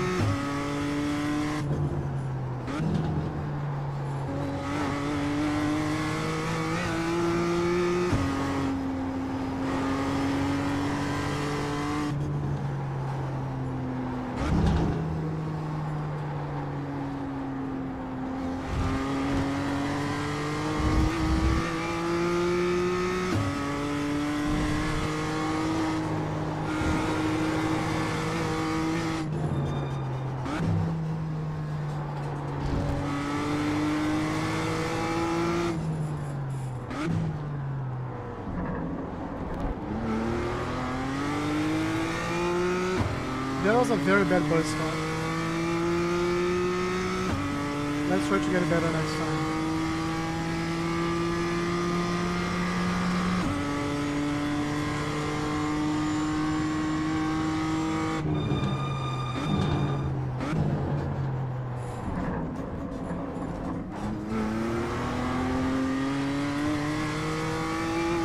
And I went early on the brakes as well for the last chicane, so trying to be safe and get this lap in. The next one we push a bit more.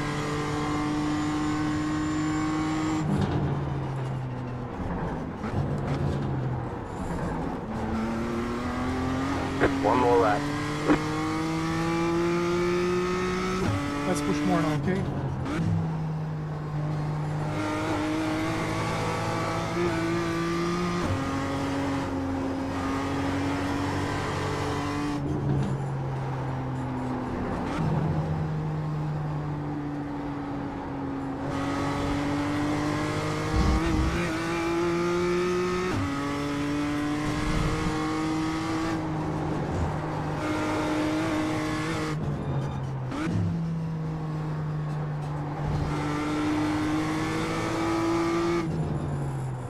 Let's go good here.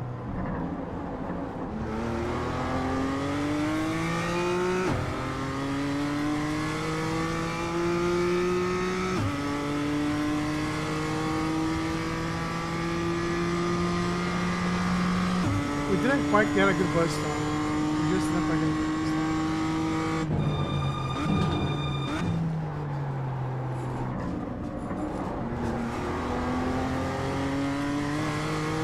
This was a very, very good last chicane. Let's see if we got a good like last or like chicane, first chicane. Let's see if we got a good last chicane.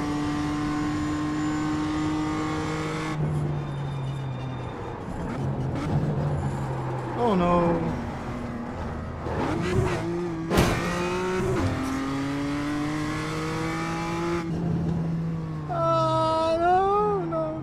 There's the flag. It's over. We were tracking like 129. We were tracking 129. Let me see it again, like what I did wrong here. Because I tried to go on the brakes even earlier than I normally do. Let's see.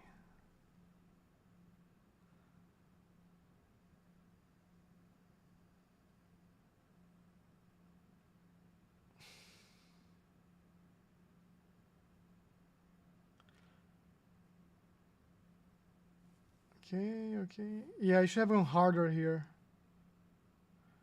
Stay. Yeah. But I saved it. I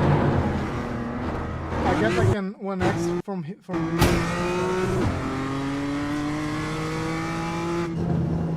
Alright, it might mean like a couple positions down. But I know we do have the pace. Craig, are you done it for 2 laps? Let me text him here.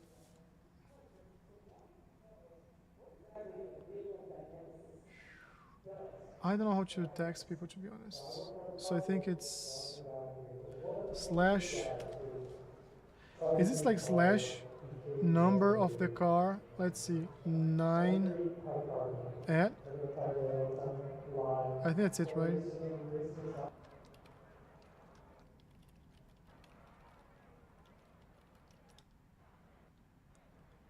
Oh, nobody's driving car 9. What do you mean? Yeah, I don't know how to do this. Oh, we were here in the chat. Craig Good. Walter said, "Yup, and that's a decent time for me, so if you could have a cold one waiting for me when I cross the finish line, it would be appreciated." If I had a cold one? What do you mean? Okay, a beer, gotcha. Jensen Bate WM said, "You can right-click their name on the left bottom of the screen." Okay, here, left bottom, right click. Oh, gotcha. So if I want to talk to him, let me see how this works. Let me talk to this guy because we raced before.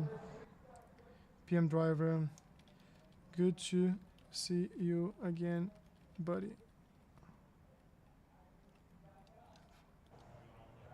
No one's driving that car right now, so the chat's just refusing to work. But at least Jensen Bait now I WM know. said, left click first. So I click on their name. Jensen Bait WM said, no. Here. And here. TM. Gotcha. Oh, gotcha. /=6. Good to see you again. Man. Mate. Have good race. We like some time ago we were racing and he has like a bad lap time, but I know he's good because we're racing the same thing, like the same, how to say, the same race, right? Of course, we're racing the same race. And thanks, Jensen. Thanks for the tip here. And we had a very good battle. I think it was Lid and On. We have a very good battle.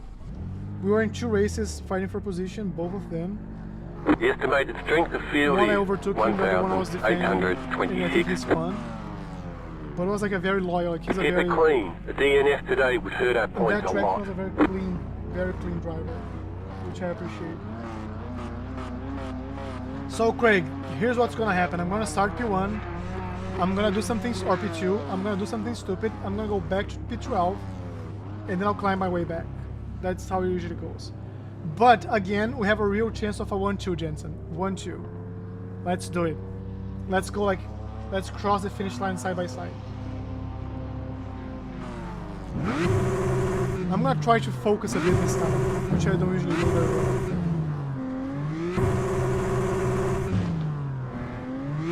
Still waiting on 2 cars to grid. This is one thing I have to work on, like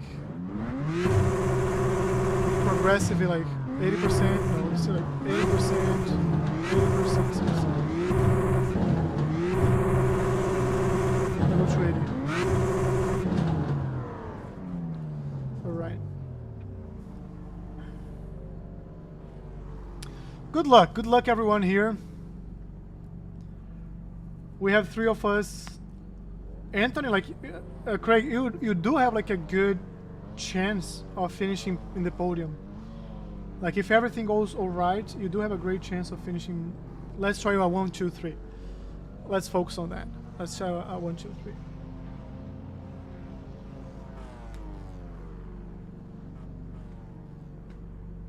3. Waiting on the final car to grid.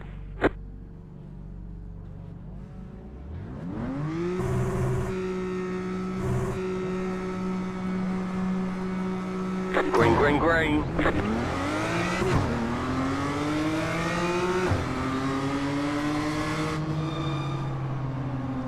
Won't dive.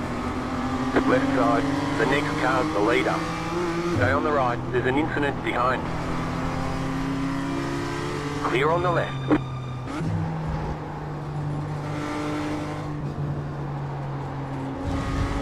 Good defense here. I wasn't afraid of crashing, I didn't give the position away. Let's try to pull away now.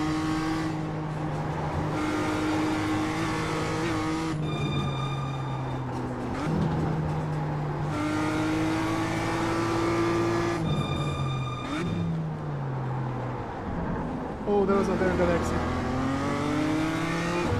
There's an incident behind. So Craig is up to P4. Keep pushing.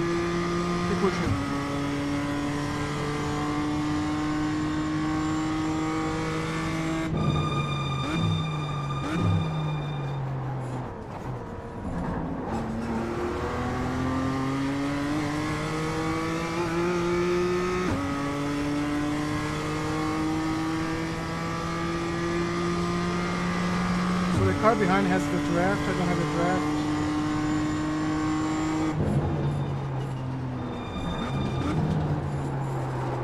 Oh, that was a bad turn. Okay, let me focus here. Let me again find like my braking markers, track conditions. I'll shut up for a second. Okay, guys. Hope you don't mind. Storm Warrior said, taking the qualifying line I see. 10 minutes to go. I'm trying to.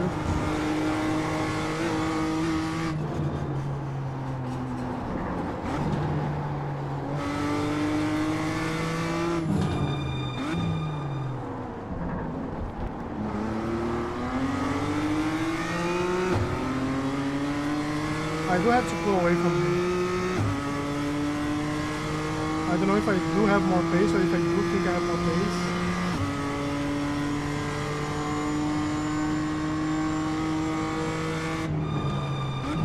Left side. Stay on the right, still there. You cut the course, you've got to slow down and give up that time. Stay on the right. That was like stupid of me, right?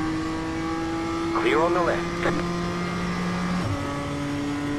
So we know he's a diver. We're gonna put a lot of pressure on him though. Storm Warrior said, yeah, he cut you off, he needed to stay wide. Yeah. Car's too good. Oh! Left side. Clear. Oh, Craig, what happened? We're supposed to just pass. I was staying as wide as I could. I think my car has some issues.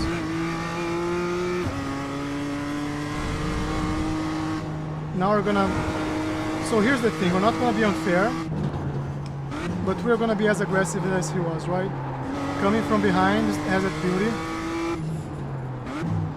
So he did cost me a lot. Let's see what I can do here. 2.5 seconds behind.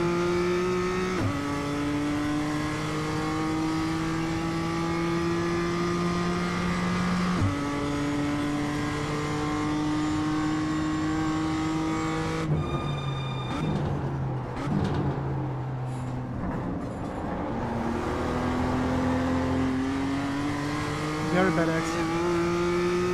Heads down, heads down, heads down.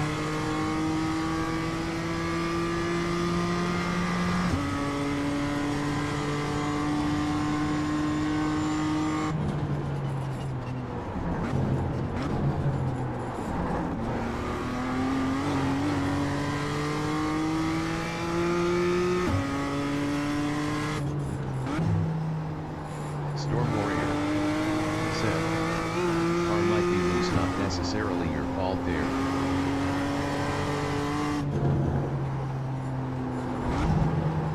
I'm just sad that like Craig, I think he was trying to avoid a crash with me, and he like crashed from behind and lost a position. It was supposed like for him to just take it.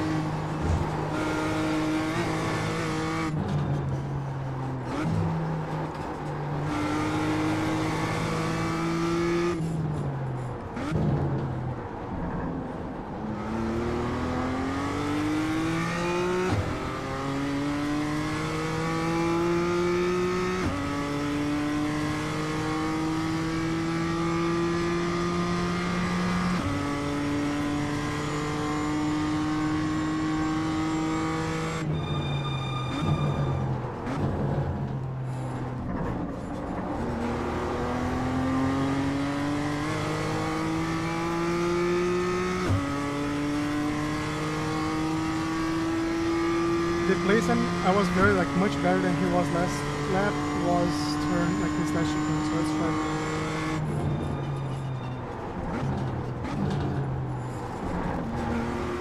The car in P1 just at the fastest lap. 28.698. New fastest lap for you. Stop hitting the wall. Yeah, we are faster than this for sure, so let's keep pushing. Because I don't know like how much in the limit he is, like, right? For his ability. So he's seeing us catching up, right? And he knows how to stay like on the tip of his toes.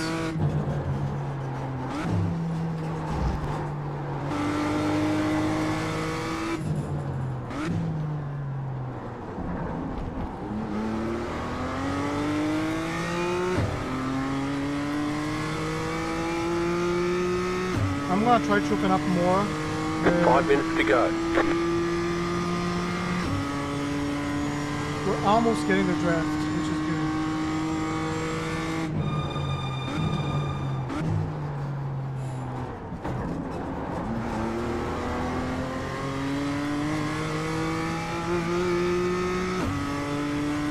Okay, we're We're in the draft.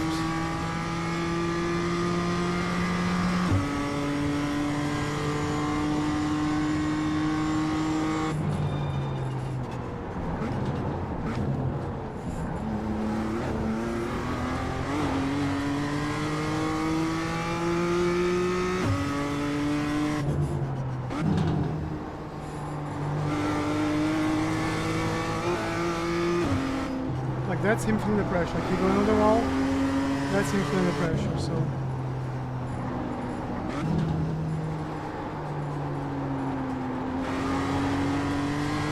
attacking the sausage, you see, like he's trying to use as much track as he can.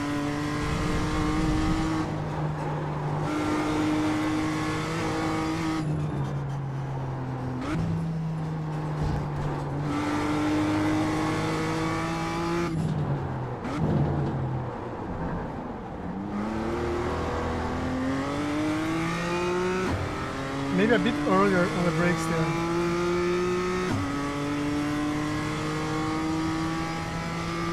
We do have time. We do have time. If you guys want a problem solved with me right now, you're more than welcome to. Like, where should we... Like, ideas to set this up.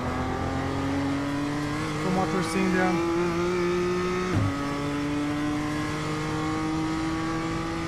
I think turn 1's a good one.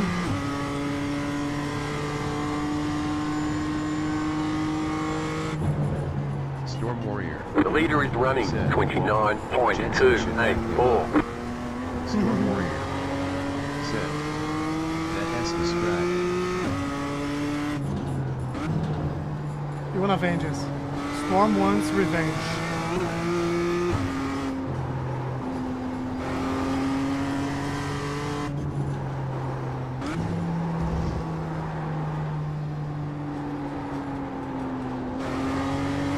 This was not a good one, so...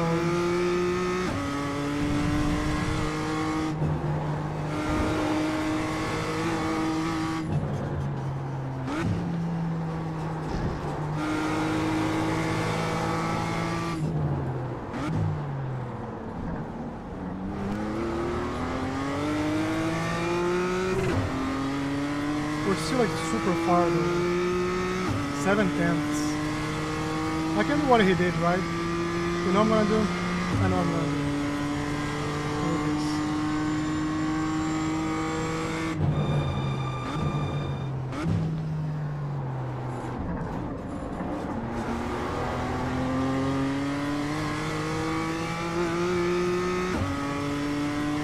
Either gonna still hit my fault, but let's see. I think next one's gonna be last time, so.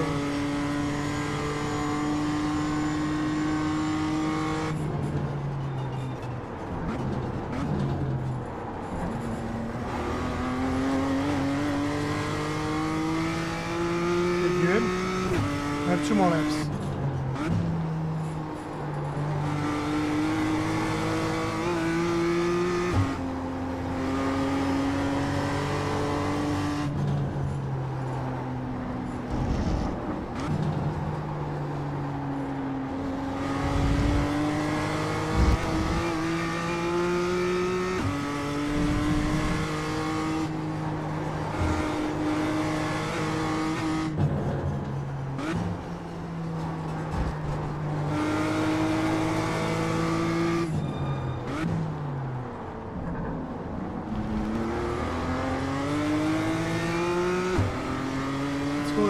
Let's go. It's not a draft. Ah, the car's not pulling in. Now it is.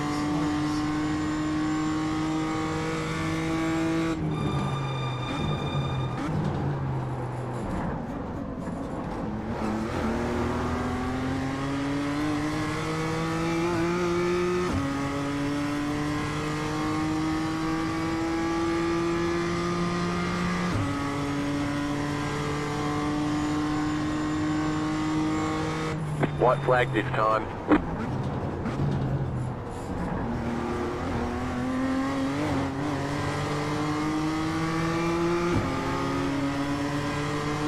Car right. Clear on the right. Left side. Still there, hold your line. Like he's just not like a clean driver, you Stay on know? the right. Clear, left side. Keep to the right. Door to Clear. door, man. Like, if you can do, I can do it as well.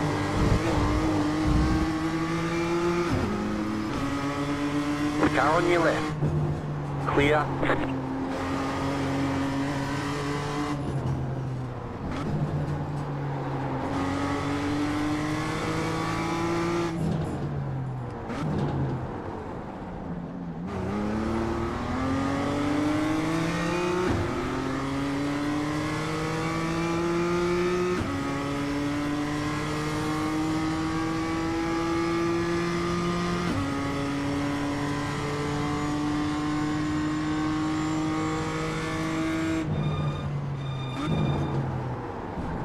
Shit.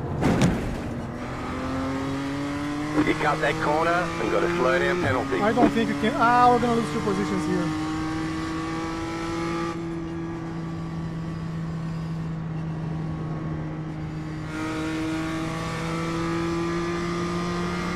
Left side. Clear. Again. Right side. Clear on the right. All right, there's the checkered flag. Nice run, solid work. I had no more tires at this point. Where did I screw this up? And I did lose another position, I think. Storm Warrior said,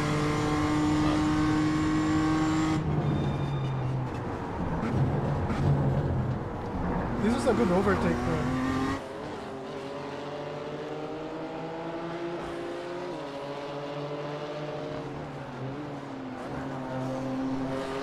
I just hate how he uses my car, you see, like he has all this space on the inside. Storm Warrior said, you need a heart rate monitor, LOL. I do. So we had a good fight here. When did I lose the position? So this is what happened. We're racing. And he went on this bomb dive. And he just used my car, like, you see, like, he was gonna go off track, right? He's not turning in. I tried to go, no, I brake like where I usually brake. He would never turn in here and use my car, and I got the penalty. I got the penalty here. That's so dirty. And then I was trying to catch up and I had to pay the penalty, right? And I ended up costing like Craig's position as well because and we're catching up like the entire race. We were significantly faster, right? Let me see here. And then I caught up to him, trying to push him to make a mistake. I was not doing well like the bus stop, which was costing me a lot. Like you see, we're pushing, right? We're pushing. Again, like bad bus stop, faking here.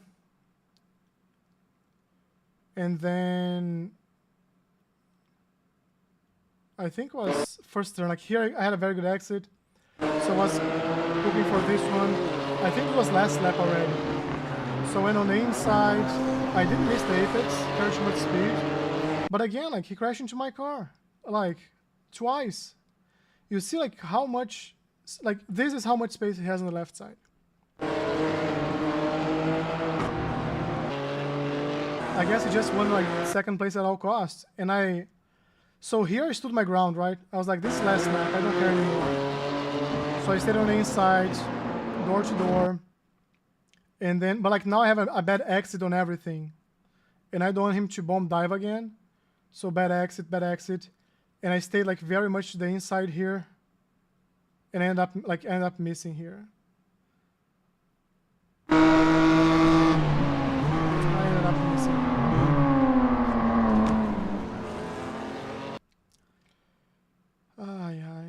And then I had to hit the brakes here, otherwise I would have got like... And I even got like another penalty that I couldn't pay off like in time. So I dropped from pizza Jensen to EcoFlow. WM said, we were so close to 1-2. Man, like these are races that I'm upset about. Like, I'm just upset about this. Like, you know, is this like how we want to race? Then race like this. It's fine. Like, it's fine. It's fine. If this is what you think like good racing is, cool. Good for you. At least you got some safety rating. Yeah, like we're like our fastest lap was like 4/10 like faster than his fastest lap. All right. I'm a bit stressed out, which is not common. Just like we had the 1-2 in our pocket, and Craig had the P4. Because of all of that happened, Craig dropped the position, and I end up like losing 2. Next time, I'm just gonna do something like more stupid than this, and people are gonna learn.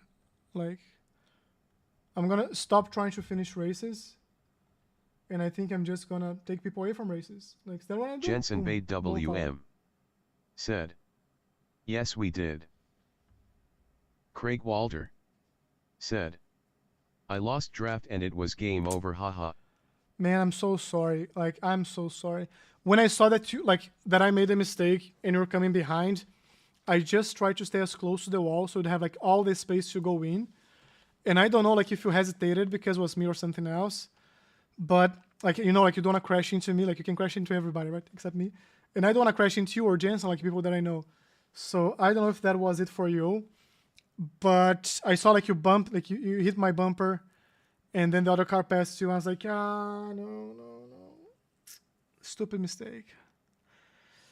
Stupid mistake. All right, so let's plan together. Here's the plan. Tomorrow is Friday. If you're new to this channel, like meaning if you have less than 1 week Craig here. Walter said, I did lift hoping you would have powered out but then just had to avoid everyone. Yeah, like next time, like if I see it's you, next time just go for it. Like just go for it. I'm gonna crash into the wall before I crash into you. So thank you, like thank you though. Just because then like, I screwed your race. And I think if you have like passed me, I could have passed you back and who kept positions. Or we could work together to catch up to the other car. But anyways, tomorrow. So Fridays are party days. We're going to practice a bit just like to keep the habit of practicing. We have production challenge in Summit Point. 25-minute races. We can do that. Let's see what else. Red Bull Ring. I've never raced this car. I raced this track though. I like it. GR, the only time I raced this one, I struggled a lot. So I don't even think I made to a race. I was just like trying to practice and I couldn't, so I stopped. Let's see what else we have here. Lime Rock Park for the GT3s. More Sports Arena or Shure. I never know how to say this Storm name. Warrior. It's a good track as said, well. Dirt Day. This looks... Or like Road America for the IMSA. But like this is where really good people are. Like 45-minute races. Which cars are racing? GT4s or GT3s? 3s. So I can race these if you guys want. I like this track. We can have like an IMSA race tomorrow. Storm maybe. Warrior said, let's all do a dirt race, LOL. We can, like tomorrow. Tomorrow is the day that we go, like we make bad decisions. I do want to race one in Interlagos. I love this track. So we're definitely going to do one of those 15 minutes, race every hour. Mazdas are also there, so we can do a Mazda if you guys want. Production challenge endurance race. So let me see, like good tracks this week, like really good tracks. Fixing Road America, we can do that. And then let's see what else we have here. So this is sports car. Dirt. Like the problem, like we're gonna suck, but like who cares? It's an oval, okay. I can go in circles, I think. iRacing, I like this car. Looks tricky. We can do this one. I like this car. We can do this one. We can do this one. How often? Like once every half an hour, fine. So, Formula. What formulas are racing? Lebanon. Oh, Interlagos. Maybe like you can race Formula 1600 Interlagos. Sports. Oval IndyCar. No IndyCar. IMSA. NASCAR. It's like running circles. Yeah. So no NASCAR. Yeah, like we can decide what we're gonna do. Like there are a lot of good options this week. I usually don't race sports car because I don't want like for no reason lose iRating and safety rating. But I don't really care. So we can do this one. Can do like one in Interlagos. We can do a Formula 1600 in Interlagos. I think that would be a good one. M2s. Maybe we can race a Mazda in Charlotte. We can do a Mazda in Charlotte. I think that'd be fun. Okay. So I'm gonna try to be here around this. I have a birthday to go. I do have a birthday to go. Yeah, maybe around this time. Maybe around this time, I can be back here. Jensen Bade WM said, "What are you doing to drive next week, Winton?" Yes, next week's Winton M2s. So here's what I usually do, Jensen. Like this season and likely next season, I'm gonna stick to the M2s. That's gonna be like my coaching session, practice session. Like we're gonna work on this until we see like some significant improvement in terms of skill. So we have Winton, we have Okayama, and we have Summit Point. Then week 13, we just go crazy. Doesn't matter. And next season, I'm gonna do the M2 season again. So those are the ones like for real we're doing. And Fridays, we just do whatever we want. So tomorrow, I'm gonna be back here as early as I can. But I have a birthday party to go, so it might be like around this time that I'm getting online here. But it's Friday. I don't have anything to do Saturday morning. I hope you guys don't. Like I know Jack and Jensen are Australia, New Zealand, so it's gonna be like lunchtime for them anyway, so it doesn't matter. Storm is Central Time. I don't know, Craig, if you're Central Time as well. I think you're Central Time, so maybe it's like not super late for you guys. But tomorrow we're gonna have fun. Remember that. And yeah, thanks a lot for joining. Thanks a lot for the race. Always a pleasure. Oh, you're Eastern.